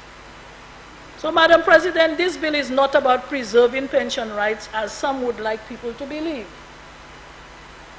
The Act only makes general reference to who has the power to second a public officer to the service of the board of the Millennium Heights Medical Complex as it is.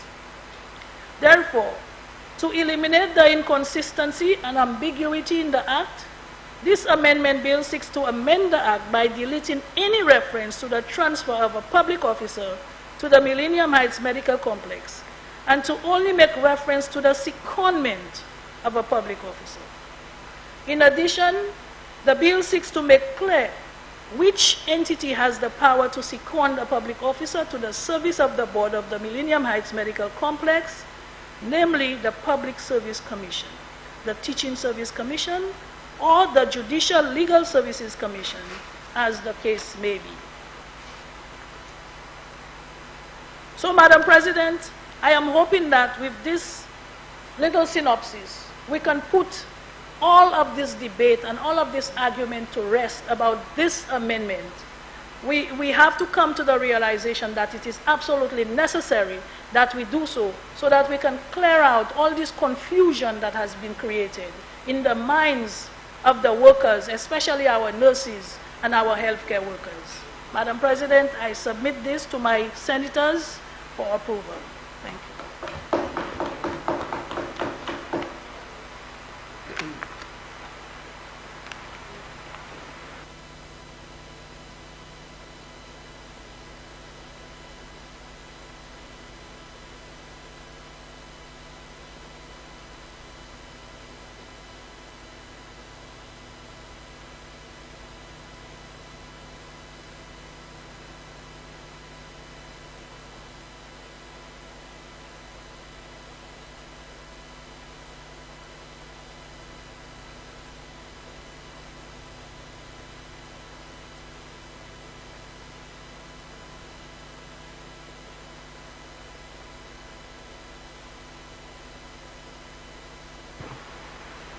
Senators, the question is that the Millennium Heights Medical Complex Amendment Bill be read a second time.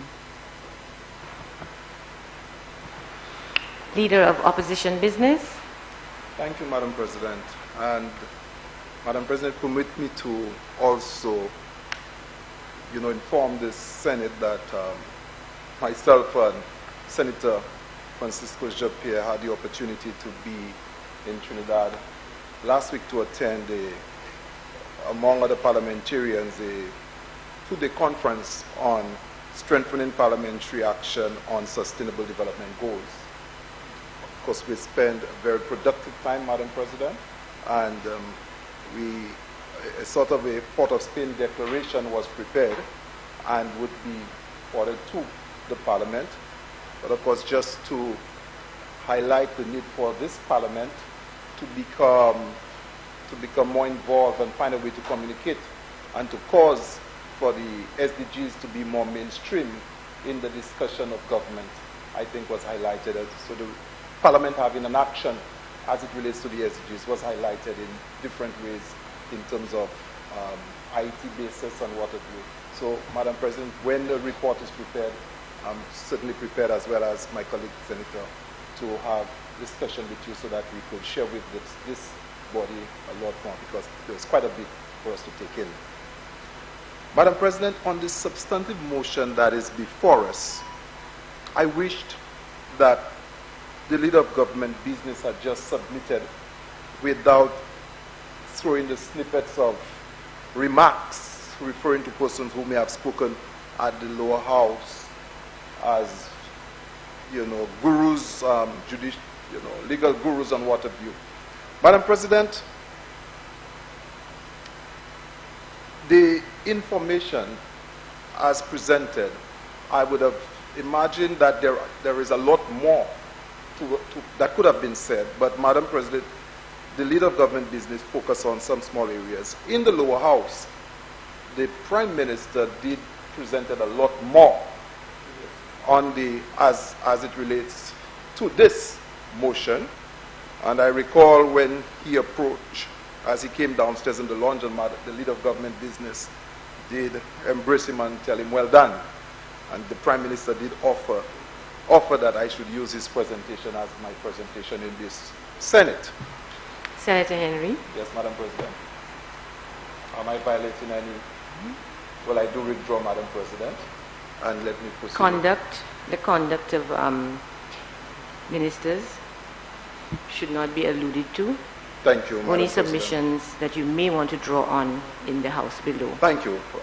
Yes, well, I was invited to make reference to some of the contribution made by him. Madam President, I do find it rather strange, and I cannot help understand why, after 3.5 years following the establishment of this document, the Millennium Heights Medical Complex Act of 2015, that the government would come to this honorable house to make an amendment to remove the word transfer, but as if they were drumming that they have made such a significant contribution. Transfer and the definition of the part where the agency is responsible for seconded. Madam President, as a civil servant, I'm aware of the laws associated with secondment. And I understand why the term secondment would be in the Millennium Heights Act. I also understand that there are persons that are not able to be transferred as well based on what normally is done as it relates to government. I understand that you need to be within the public service, you need to be at grade 17 to be seconded. But there have been arrangements where there have been special arrangements for secondments of other persons below grade 17. So when I saw secondment and transfer, I understand that the Act seeks to address persons who may not find themselves within the public service establishment that can be seconded and may want to find some other mechanism to transfer them to the new arrangement. It was not, I do not think the two terms were meant to create confusion.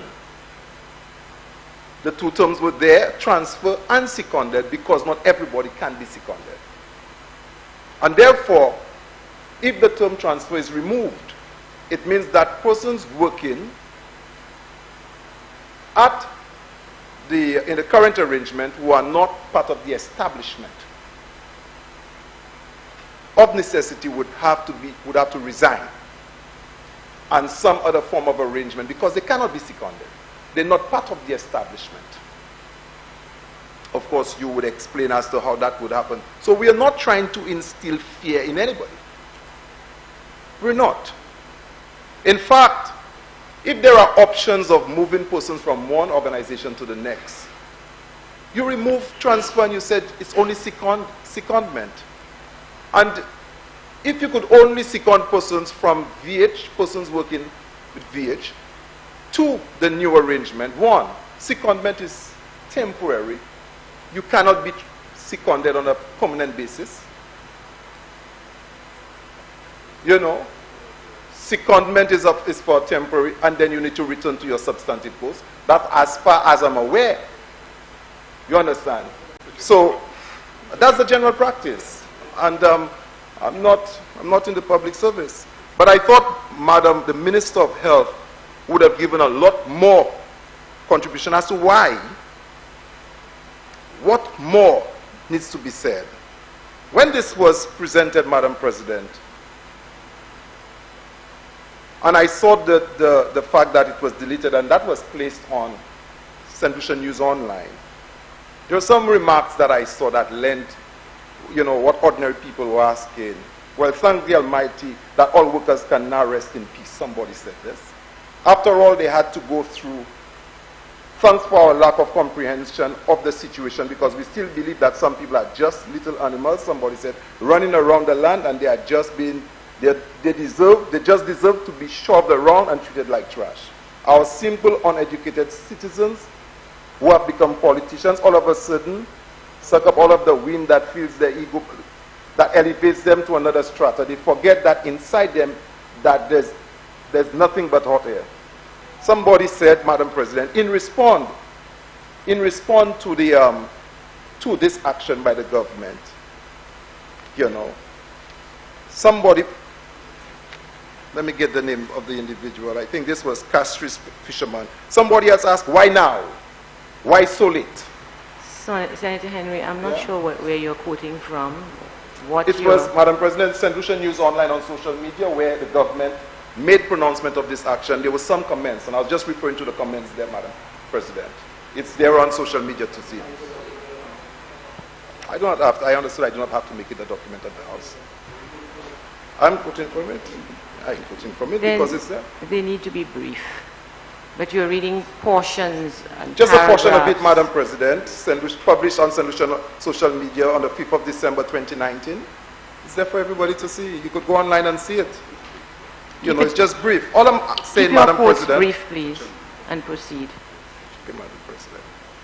I'll make it a copy of the House so that you could take a look at it. Somebody else who said, oh, please, you think people are stupid? That was 3 specific responses. And I'm not saying this because I am in agreement. You call them labor, what have you? You know, I couldn't. Madam President, in keeping with the spirit of the season, I will not take on persons who are just trying to be disrespectful, but more or less suggest that there were 2 options: to transfer or to be seconded. It's a fact. It's a fact. Not everybody working at Victoria Hospital can be seconded. That's a fact. And if that's a fact, and the Millennium Act only makes provision for seconded, how do you treat them? How do you treat them? This is simply, how do you treat them? There was a term that says transfer. I'm not a legal person, but if you have a menu, within the Act, it means that you have options. You can second sub somebody can be seconded and somebody can be transferred. I also heard that when the act was passed, that automatically persons working at the Victoria Hospital had automatically become staff of the Millenniumites. Why now am I hearing about they being transferred? Some nurses were being asked at some point in time to sign, and they were advised not to, because they have already been, they are within the new organization. They have been covered. So when you present it and talk about, Madam President, when the leader of government business present it in such a way with such sarcasm that persons didn't know what you're talking about, I'm not suggesting that I am all knowledgeable about it, but one, we are in a position to ask the question, if you are removing transfer, how do you treat those who cannot be seconded? C'est ça makamade, ça sep. Si yo passa secondio, secondment is to be transferred temporary with your privileges. And after secondment, you return to your substantive post. So, nurse, and you would tell the leader of government business would say, well, we plan to take some special secondment approaches to the person who is the security guard who's been there for God knows how long. He's under wages, he's not under public service. You understand? He's under wages. Saya, just the Phoenix VA. You understand? We need to ensure that person have their rights. Madam President, it is one thing that I gathered not just in the context of the presentation here, presentation from the leader of government business, but generally. The Parliament must be willing to provide information. Transparency is needed when contributions are being made, Madam President. And it should not be in the form of a rebuttal, but we should volunteer so that persons know what is happening. And Madam President, transparency is not by just giving information, it's to hold a posture to recognize that the people are entitled to know about their business. So it should not be in the form of a debate. And even when members seek to ask questions, we are being dismissed and chastised as if we play in politics. That's not politics. You in government, you have the power, provide the explanations. If you remove transfer, how would you treat persons who will not be seconded? Simple. How? I'm not. You know, the same person who said that, you know, you know, you are person, Madam, the leader of government business is the one responsible for the Ministry of Health. That is within the members' stewardship and should know everything as to what's happening, including whether their buildings being demolished or not. I've been demolished about way. What will happen to those people? What will happen to those persons on wages working there? What would happen to them? Say you will fire them and you'll re-employ them. Say that.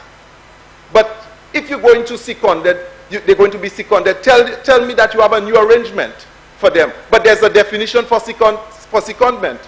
And if you've changed the definition, tell us that too. But make your presentation with the attitude that we've started. We want to know, and people should know what is happening.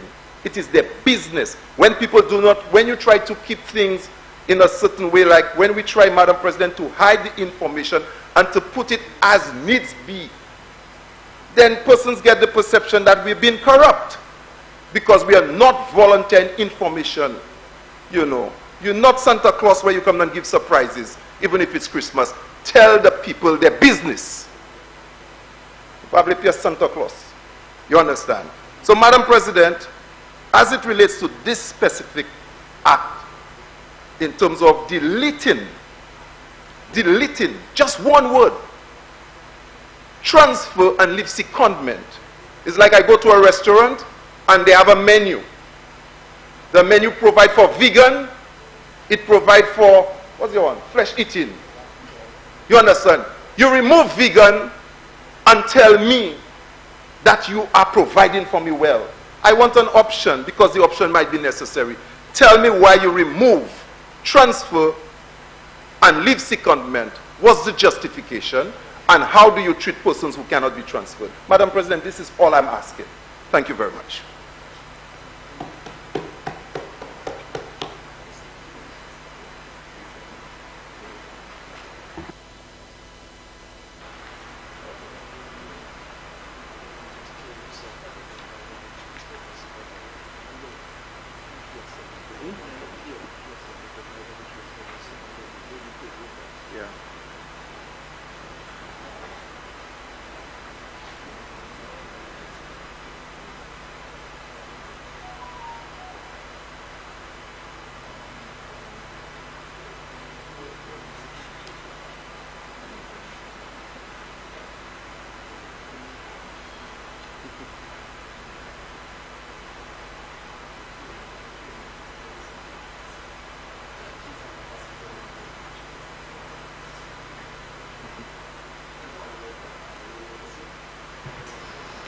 Honorable Minister for Home Affairs, Justice and National Security. Thank you, Madam President. Madam President, Clause 4 of the Act amends Section 34 of the Act, which is to delete the reference of transfer of a public officer, which we know for a fact that you cannot transfer a public officer. That is the law. That is a fact. You cannot transfer a public officer. And to preserve the pension rights of persons who are to go to the Millennium Heights facility. So we looked at the Act and recognized what the Act was saying is that you can transfer. But realistically, you cannot transfer any public servant. How do we send them to the Millennium Heights is the question that needs to be asked. The only way they can go is if you second them. And we know that the majority of the persons who are the public servants here, the nurses, the clerical staff, and so on, are at a particular level in the government service. Most of them have reached a stage where they might be entitled to the Pension Act, the pension facilities.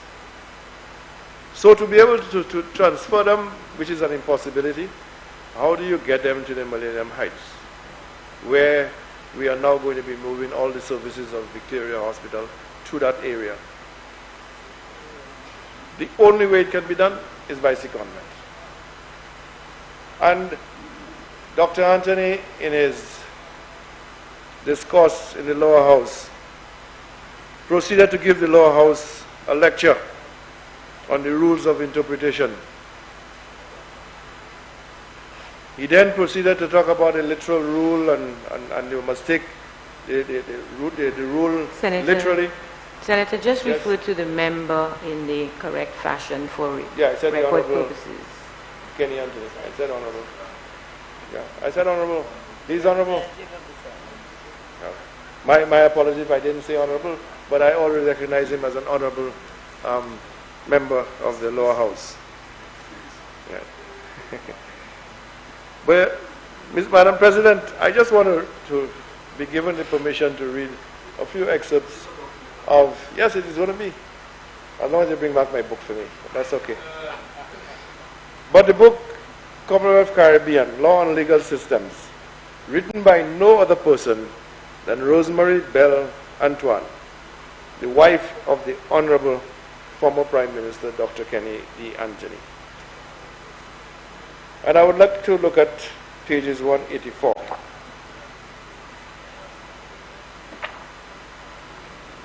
I need my glasses.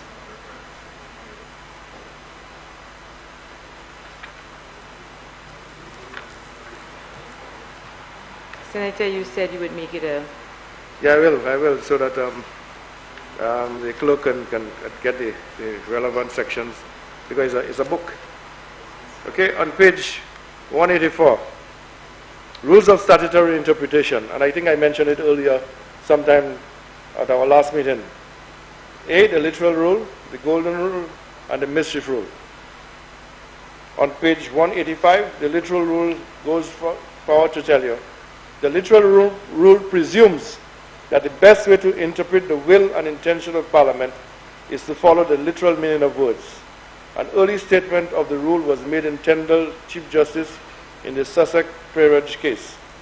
If the words of the statute are in themselves precise and unambiguous, then no more can be necessary than to expound those words in their natural and ordinary sense. The words themselves alone do, in such cases, best declare the intention of the lawgiver. I will go to further now to page 189.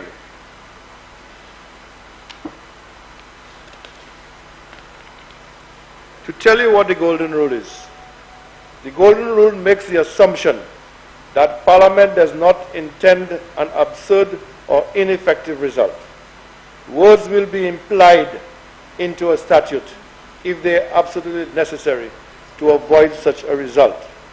The first recorded use of the phrase golden rule seemed to have been made by Jerry's Chief Justice in Matheson versus Hart. The rule was reinstated in Gray versus Person, where Fact B, later to become Lord Winsondale, said, I have been long and deeply impressed with the wisdom of the rule. Now I believe universally adopted that in construing statutes and in all written instruments, the grammatical and ordinary sense of the words is to be adhered to, unless that would lead to some absurdity or some repugnance or inconsistency with the rest of the instrument, in which case the grammatical and ordinary sense of the words may be modified so as to avoid that absurdity and inconsistency, but no further.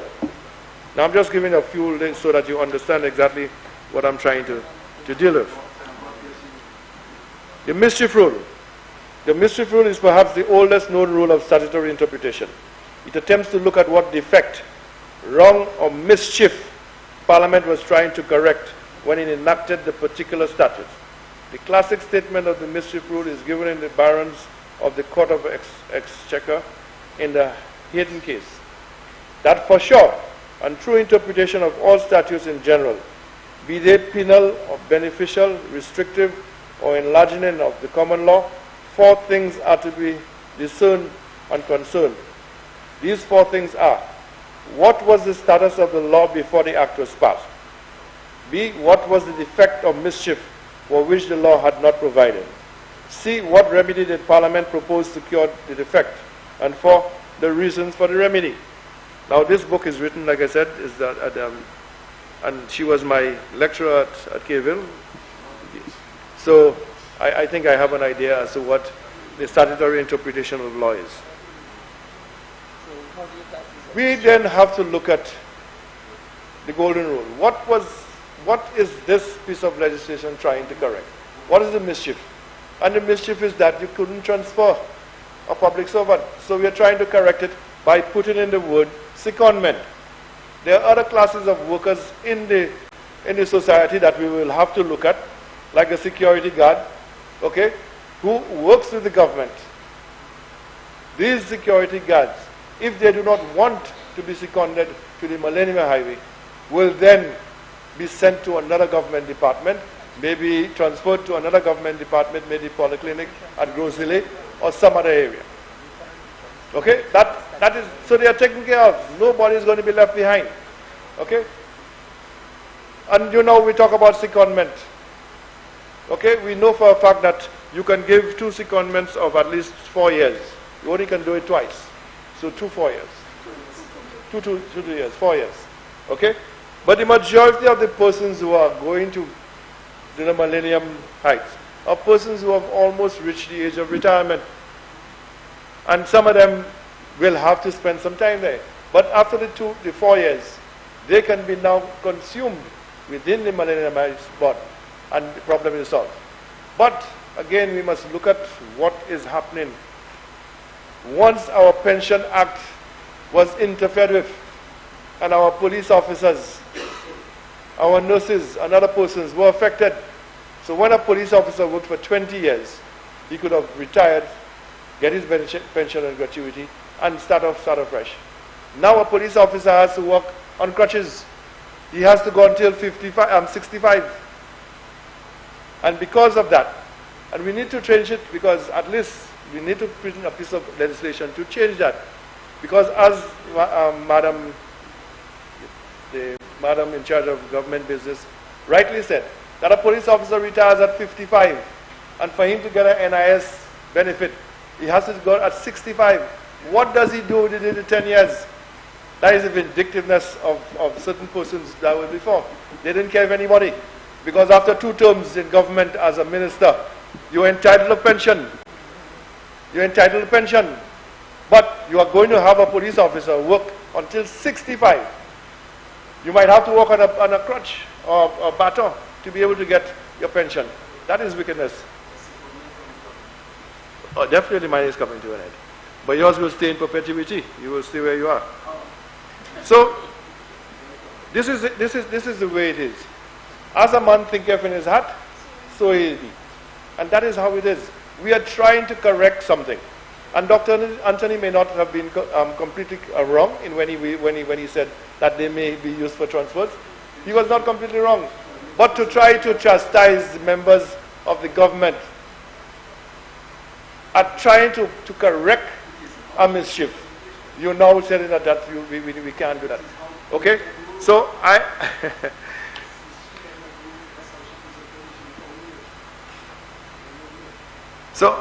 am saying that the correct word for most of our civil servants and public servants now, the word secondment has to be used to preserve their pension rights. When they get to the Millennium Heights, after 2 terms of being seconded, then they can be consumed within the entity of the Millennium Heights. But you see, Millennium Heights Act was passed in 2015. And up to now, they have always accused us of trying to privatize the hospital. Privatize. Okay? They have continued to say that. And we have gone this very same thing that they brought in to place a board. Yeah, but I have to go there because it's a board. Okay? That is what the Millennium Heights presented in a board. And all we have done is to amend the board. There is their board, your board. Okay? We are amending your board. So at the end of the day, Madam President, I think that the Attorney General and his team of officers in the Attorney General's office must be commended, and this government must be commended. As usual, we have said it. We are carrying government. And every time we realize that there is a mistake or there's some mischief being caused by previous legislation, we are going to correct it. And I commend this bill to the House, and I do hope that everybody is satisfied that this is what is happening. Thank you, Madam President.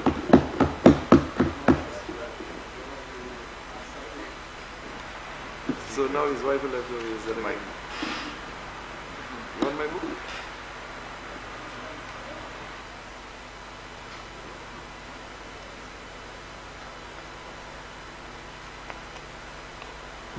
Senator Ferdinand. Thank you, Madam President. I'll be very brief on this because a number of the issues that have been raised have been given extensive treatment in this House, so I don't intend to rehash some of the areas that have been mentioned. Madam President, I just thought I was listening to another lecture. My honorable member just made reference to member of the lower house giving a lecture, and I thought I was listening to another lecture on statutory interpretation, and perhaps even an attempt to admonish members of the lower house. But you had cautioned me on that before, so I will not attempt to go that way, Madam President. I just want to ask 3 questions on this bill. 1, if it's the intention is to change the word transfer to second, I just want to ask whether there may not be implications for other public sector workers. Because while we appreciate the intention here, we have to also think about other workers in other sectors. When they realize that, as the golden rule where only certain officers at a certain grade can be seconded, and in this case it is being extended or it's been offered to this department, what about those other workers? For example, teachers, policemen. The SLTU may be very interested in what it can mean for other workers. So I think when we do that, we have to pay attention to other sectors and how they view it, so that they may want to look at the equity, how fair it is to them. I hope that we're not going on a road where we'll now have to respond to other public officers asking, but what about us? Also, Madam President, according to the Act as it is, isn't it the case that the Victoria Hospital nurses are actually considered part of OKEU staff? And so if that is the case, why second them? And why are you going to second some of them? Because obviously only some of them will be entitled to the secondment. And my third question, briefly, Madam President, is, well, it's actually a rhetorical question. Shouldn't we now, in 2019, instead of talking about seconding some members of former VH staff to be seconded to OKEU, in 2019, after all the noise that was made about the movement of our staff from VH, and in the 2016 campaign, I recall the leader of government business speaking on the matter of the nurses and the transitioning of workers. Prime Minister now, present Prime Minister, then the opposition leader, not opposition, political leader, making a point about recommissioning and opening the OKE hospital. At this stage in 2019, shouldn't we have been talking about the successful completion of the transitioning of VH staff into OKEU? We are now talking about secondment. I think at this stage, Madam President, given all that has been said, we should have been at a stage in 2019, at the end of 2019, approaching 2020, 3.5 years after the government took office. We should have been at the stage where we are talking about the completion of the transitioning of the Victoria Hospital staff to the OKEU hospital, and not now beginning to discuss secondment of some members of VH staff going into OKEU. I think it's an indictment on the part of the government that made so much noise about why haven't we opened the hospital, why haven't we moved, to now 3.5 years later, talking about coming to the House to make amendments to deal with transfer and secondment. We should, the conversation we should be having, Madam President, at this point is a conversation about completion of, or trying to complete the transitioning of Victoria Hospital staff into OKEU. That is the conversation we should be having, and I hope, sincerely hope, Madam President, that all our nurses and our healthcare providers will not, engineers and all stakeholders involved in this matter will not have to wait another year or too long to know that the completion of the transitioning of staff from VH to OKEU is done. I really believe that this is the discussion we need to have, and so I submit that as a recommendation to the government from where I stand. Thank you, Madam President.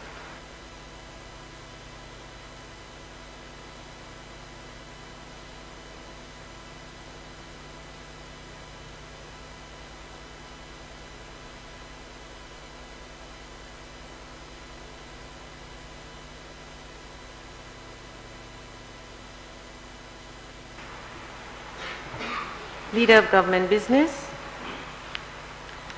Thank you, Madam President. Madam President, I note my fellow senator is dictating the agenda. he said we should be, he's stating what we should be talking about, transitioning. But I think if you look at the media blitz of the few months past, you will hear a lot about transitioning to OKEU. Okay?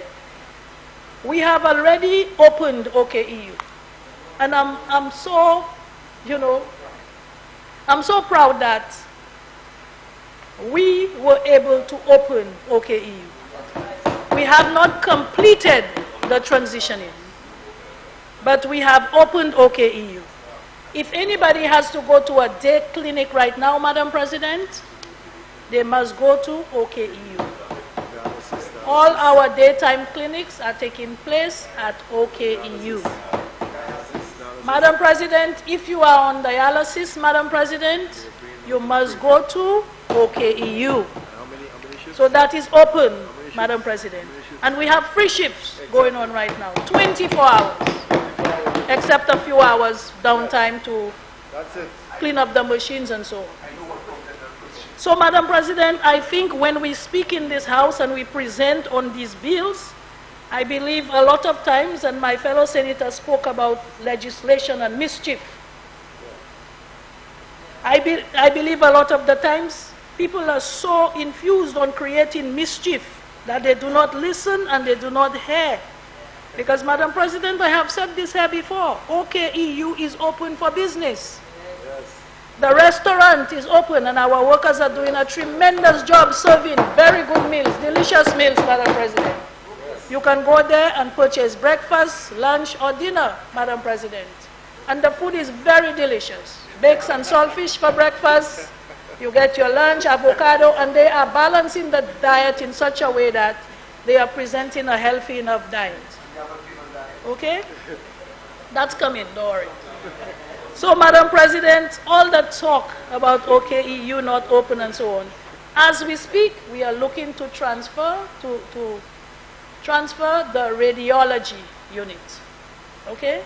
The last thing that's going to be transferred is the inpatients, because once you transfer inpatients, you have to then transfer all the remaining services and goods that are products that are there that you will be needing for the inpatients. And that is the last thing we will be transferring, Madam President. Now, that is a very ticklish exercise. We would need our brother and sister organizations, such as the medical people from Martinique, as well as the people from the Nayahara Hospital from India, who will be assisting us with the final phase of our transitioning. Currently, we have a consultancy ongoing to look at all the equipment and everything else to make sure everything is up to date, everything is in working condition, so that when we actually transfer the people, we will do so very smoothly without any hiccups as much as possible. And this is what is going on right now. So that will be the final phase of the move. Madam President, this bill is very appropriate. And I know people keep talking about transfer and secondment. The Public Service Commission cannot transfer a public worker from the government service to the OKEU. That is a statutory board. It cannot be done. The Public Service Commission, however, can transfer a public worker from the Victoria Hospital to another place in the government service. Therefore, any worker who does not want to be seconded to OKEU will be transferred to somewhere else in the public service. However, those people who are in technical positions in the Victoria Hospital, our nurses, our doctors, some of whom are already on contract, by the way, will be seconded to the new entity. And they can be seconded for 2 terms. Thereafter, or during that time, the entity can decide to make them permanent. They themselves can decide to go elsewhere. Nurses who do not want to go to OKEU may well be able to find a space in community. Therefore, we have not encountered anyone who is stuck in abeyance. So all of this talk, Madam President, and I'm saying again, is not necessary. There is a facility in our legislation, either through the Public Service Commission or through the Millennium Heights Medical Act, to take care of all these workers. Workers who are already on contract to VH are automatically on contract under the Millennium Heights Medical Complex. I believe this is very, very clear, Madam President. Public servants can be transferred back into the public service if they do not want to be seconded to OKEU, because the Public Service Commission cannot transfer them to OKEU. So therefore, this transfer in that legislation was absolutely unnecessary, and it is impossible to carry through with a transfer to Millennium Heights from the Victoria Hospital. So why put it there? It is suggesting, if you put it there, that it can be done, and it cannot. So therefore, we had to amend this legislation, Madam President. Now we talk about 2015 and now, and why haven't we opened it and so on. Madam President, we have spent in excess of $55 million in trying to fully commission OKEU. Right? $55 million that was not in any purse, that was not left in any budget anywhere when we came into office. We had to find those monies, Madam President, so that we could do the necessary to start the commissioning of OKEU. All the machines in dialysis, Madam President, we had to install those machines, we had to put them in there. So when people were speaking about they are going to be moving to, and they named it $200,000 or more, just to name the institution, and you do not have the necessary supporting legislation to move the staff. So how could that happen? That could not have happened. The Public Service Commission cannot transfer them to the board. You could not second them. You could not transfer them. But you had to activate the board, and you had not done that. Minister, you're speaking to me.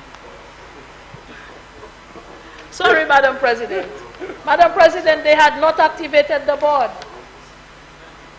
You could not have transferred them, seconded them, without you activating the board. We are the ones, it is this administration that activated the board, because we knew where we were going to find the monies to begin opening the institution.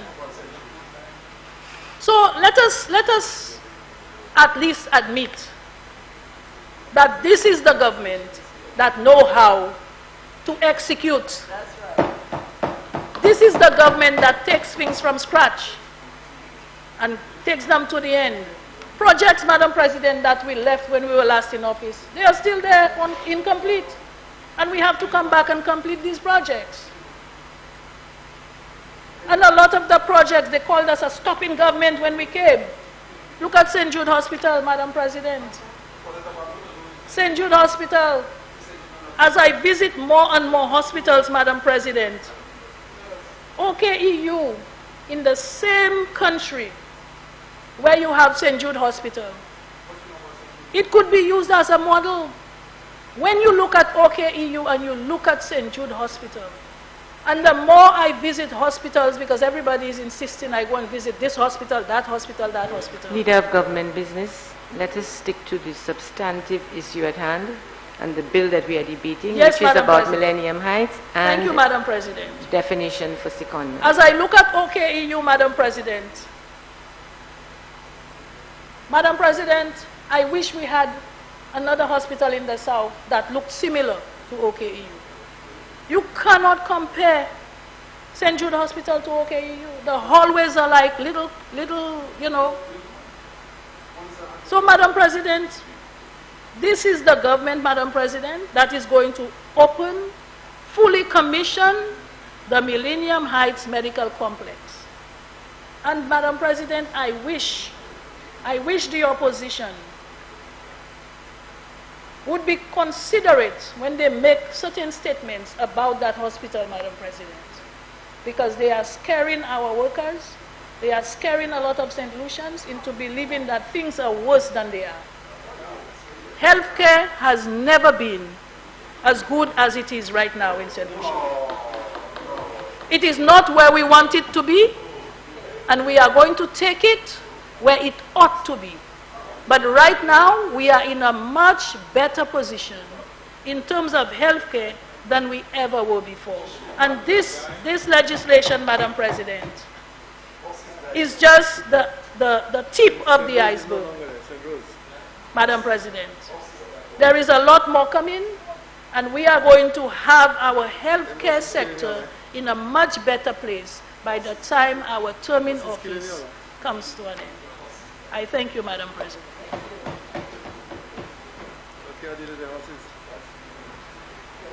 Senators, the question is that the Millennium Heights Medical Complex Amendment Bill be read a second time. I now put the question. As many as are of that opinion, say aye. As many as are of a contrary opinion, say no. I think the ayes have it. The ayes have it. An act to amend the Millennium Heights Medical Complex Act number 1 of 2015.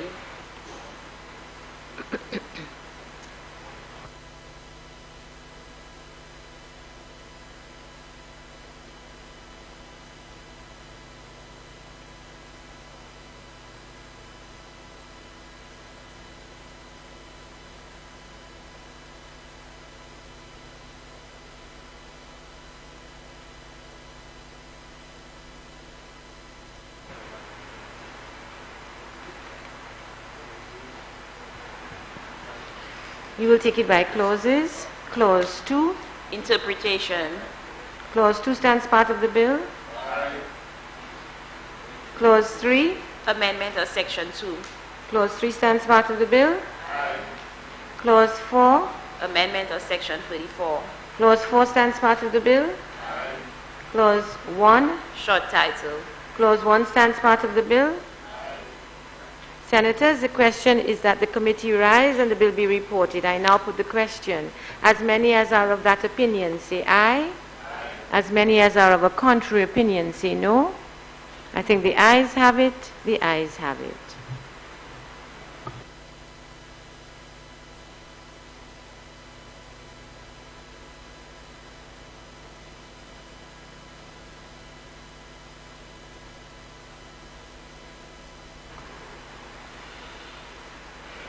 Senators, I beg to report that the Millennium Heights Medical Complex Amendment Bill went through committee stage without amendment to the clauses. Honorable Leader of Government Business. Madam President, I move that the report of the committee be adopted and the bill be read a third time and passed.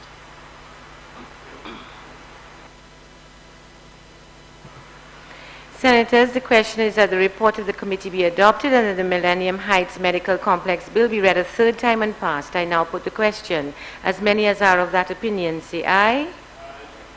As many as are of a contrary opinion, say no. I think the ayes have it. The ayes have it. Be it enacted by the Queen's Most Excellent Majesty, by and with the advice and consent of the House of Assembly and the Senate of St. Lucia, and by the authority of the same as follows. This act may be cited as the Millennium Heights Medical Complex Amendment Act 2019.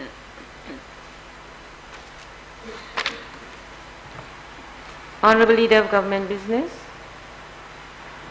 Madam President, I beg to suspend this House for 1 hour for the lunch hour. Senators, the question is that this sitting of the Senate be suspended for 1 hour until 2:15. I now put the question. As many as are of that opinion, say aye. As many as are of a contrary opinion, say no. I think the ayes have it. The ayes have it.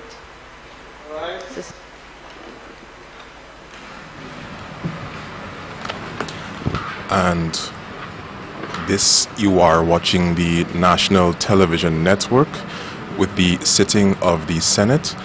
The proceedings has just been suspended for 1 hour for lunch, and we shall return at approximately 2 o'clock, hopefully. So far, we have discussed various motions and at least the first reading of one bill, which was the Millennium Heights Medical Complex Bill.